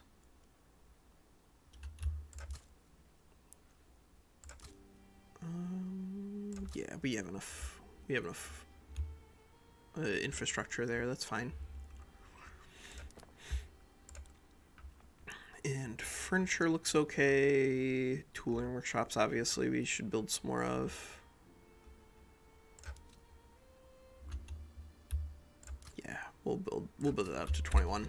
That's good enough.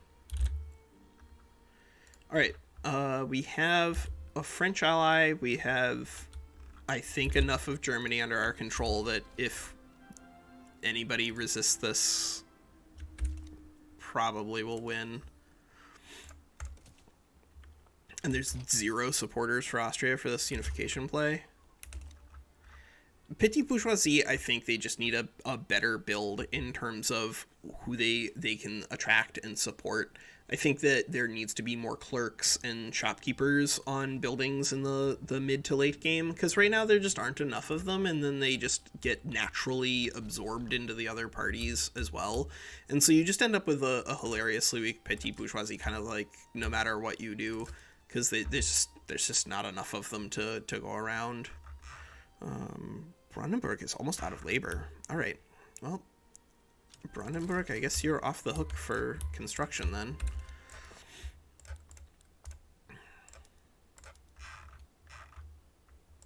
Oh, right. And we can do... I will probably do bourgeois. That's generally better. 4 weeks from triage, so we'll just get triage on the books, and then we can fight Austria, considering how close we are to doing that.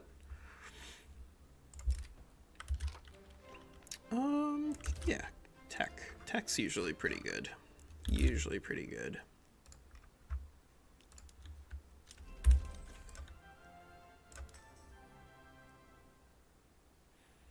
And now first aid. And let's launch a leadership play. We have a French alliance, so this should be pretty easy. We could liberate subjects and stuff. I will just add Austrian war reps and activate conscripts.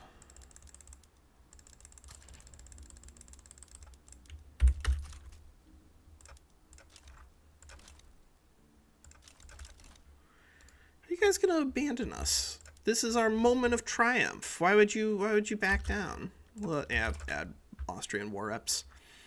So then the question is, are we gonna try to liberate anybody here? Or do we want to try to do bankrolling Austria and then create super Germany that way? Great Britain sided with Austria. Okay, that makes sense.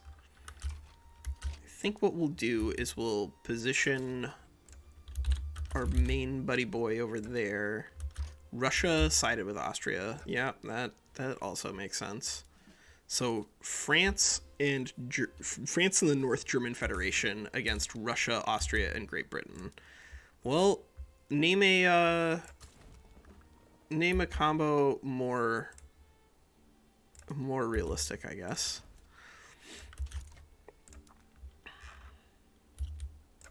France, are you gonna get involved in this? It'd be pretty cool if you got involved in this.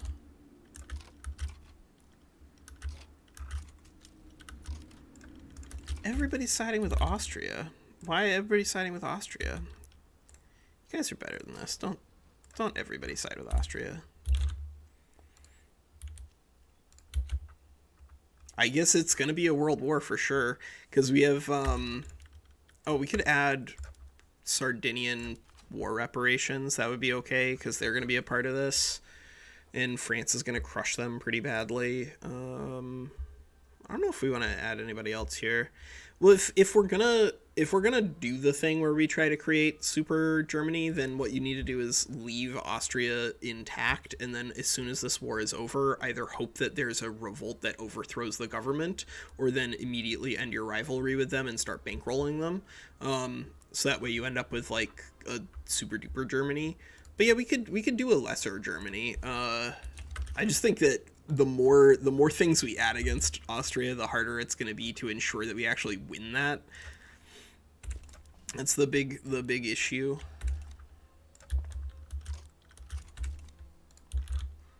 Let's see if we actually have enough resources to win this fight, because again, that now there's a huge advantage for quantity over quality. So this might be a crushing defeat for us. We'll find out. Looks like we're gonna win that first attack against, or we're gonna beat back the first attack against Austria and Russia. That's good. Yes. And we will break through Krakow, so that's good too. And I'm gonna guess that France is gonna beat Sardinia Piedmont? No. France and the UK are gonna beat, or Sardinia Piedmont and France are gonna beat France over there. It looks like maybe France will be able to push into Sardinia. That's good.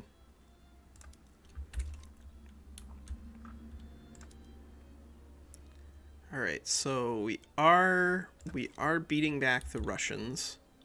I think we're gonna need to shift these guys over to this Russian front as soon as Krakow falls, because these guys are just getting outnumbered so badly that they can't hold this front forever. All right, Helmuth von Moltke, where did you go? Don't go there. Don't go there. No, no, no. Go to the Russian front. Go support your friend. Or rival, whatever. Friend, rival, it's all the same. Oh my god, France, how are you losing this badly against Sardinia, Piedmont, and a couple of British Marines? You're better than this, France. You're a great power.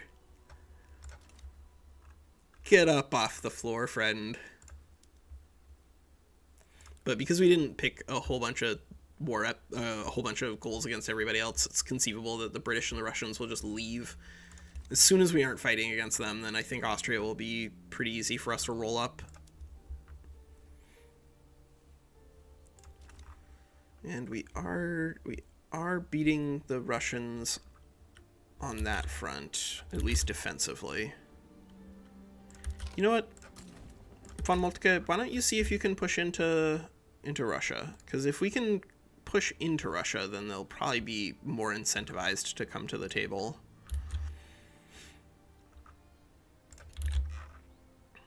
And it looks like, yeah, the Austrians are going to keep trying to attack over here. Hey, von Moltke, you did it, friend. You and your expert offensive planner, you crazy. Yeah, if we just have land over there, then it'll be a little easier for the Russians to bow out, I think. Oh, and we should be constructing some more, huh? Yeah, let's build some more. Let's build some more barracks. In the middle of a war is usually a great time to be just building barracks, right? Yep. Fat High King Frederick Wilhelm is gonna win that little war, hopefully. Oh no. Von Moltke, you started that battle so well. How is it that you're going to lose, friend? Alright, well, it looks like he's not going to push into Russia on that attack.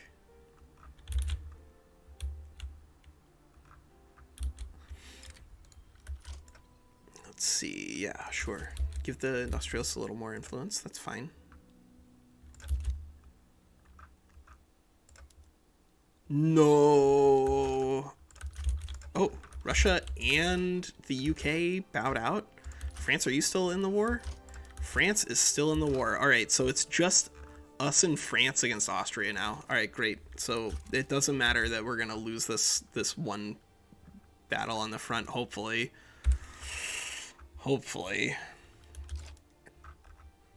You're an expert defensive strategist, so you be our defensive front. There we go. And why don't we designate as a strategic objective Austria? We'll see if we can get there. Russia wishes to enter into a trade agreement. I mean, alright, cool, bud. I don't know why you were insisting on fighting us there for a second. Crazy.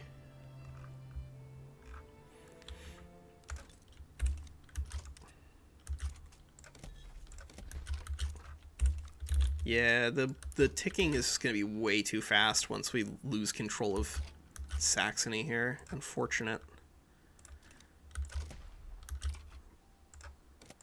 Boy.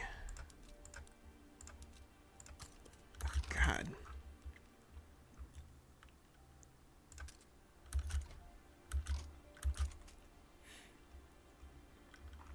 How are we going to lose this? We're going to lose this.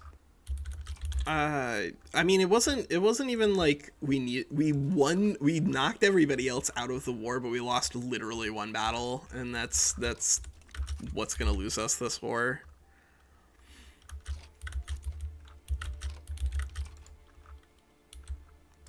Because one battle got them 3 states. That's insane. That does not look to be properly balanced.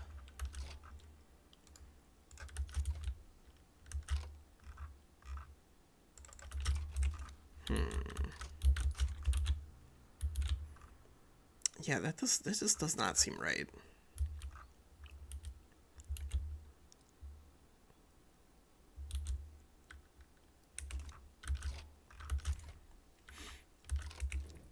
Yeah, maybe we did need that.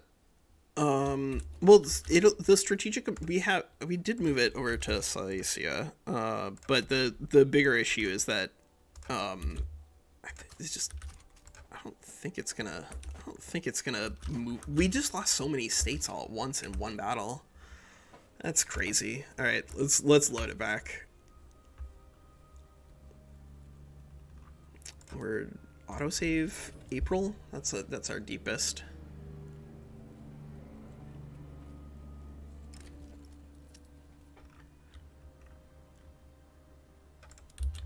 Yeah, because we lost this one battle, we're gonna lose the entire war. Let's see if we can get any decrees going.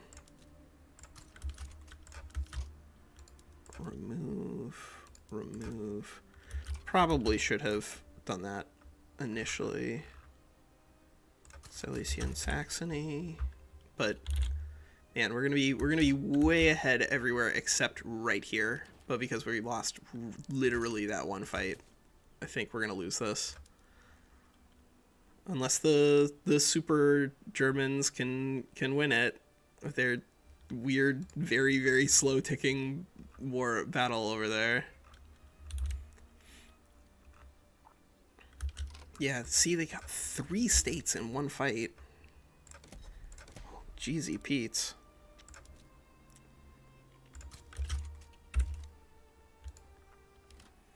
Let's see if that's enough to push them out.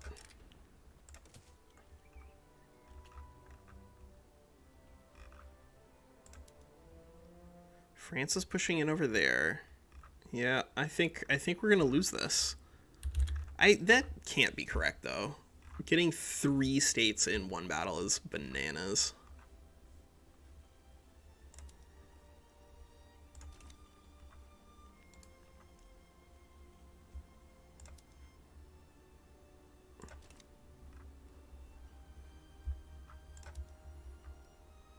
is so slow too.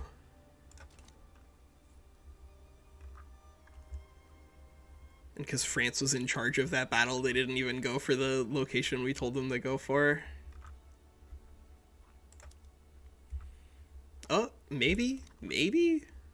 Can we just push Austria out of... Or if we can get the 3 states back, then our ticking war score will stop slowing down.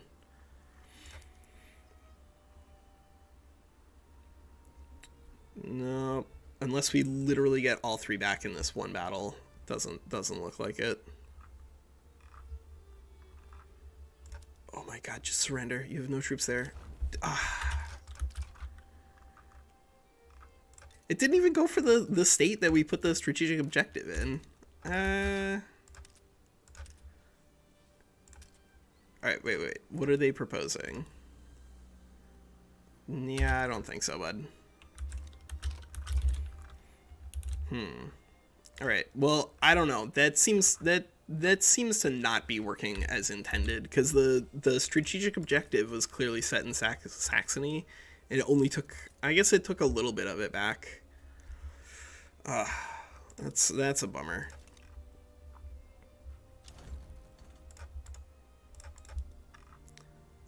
That's unbelievable. That is unbelievable.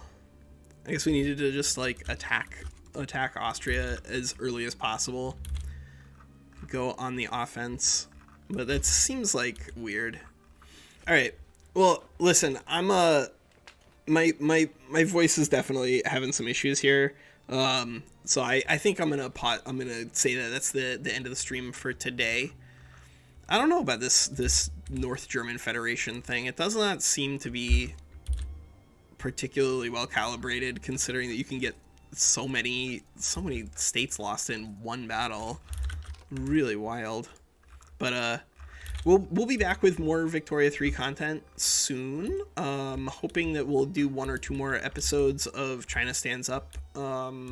Probably in the immediate future. I want to make sure that I'm in good enough health for the Stellaris stream tomorrow, because I want to do Astro Chicken. I think that'll be fun.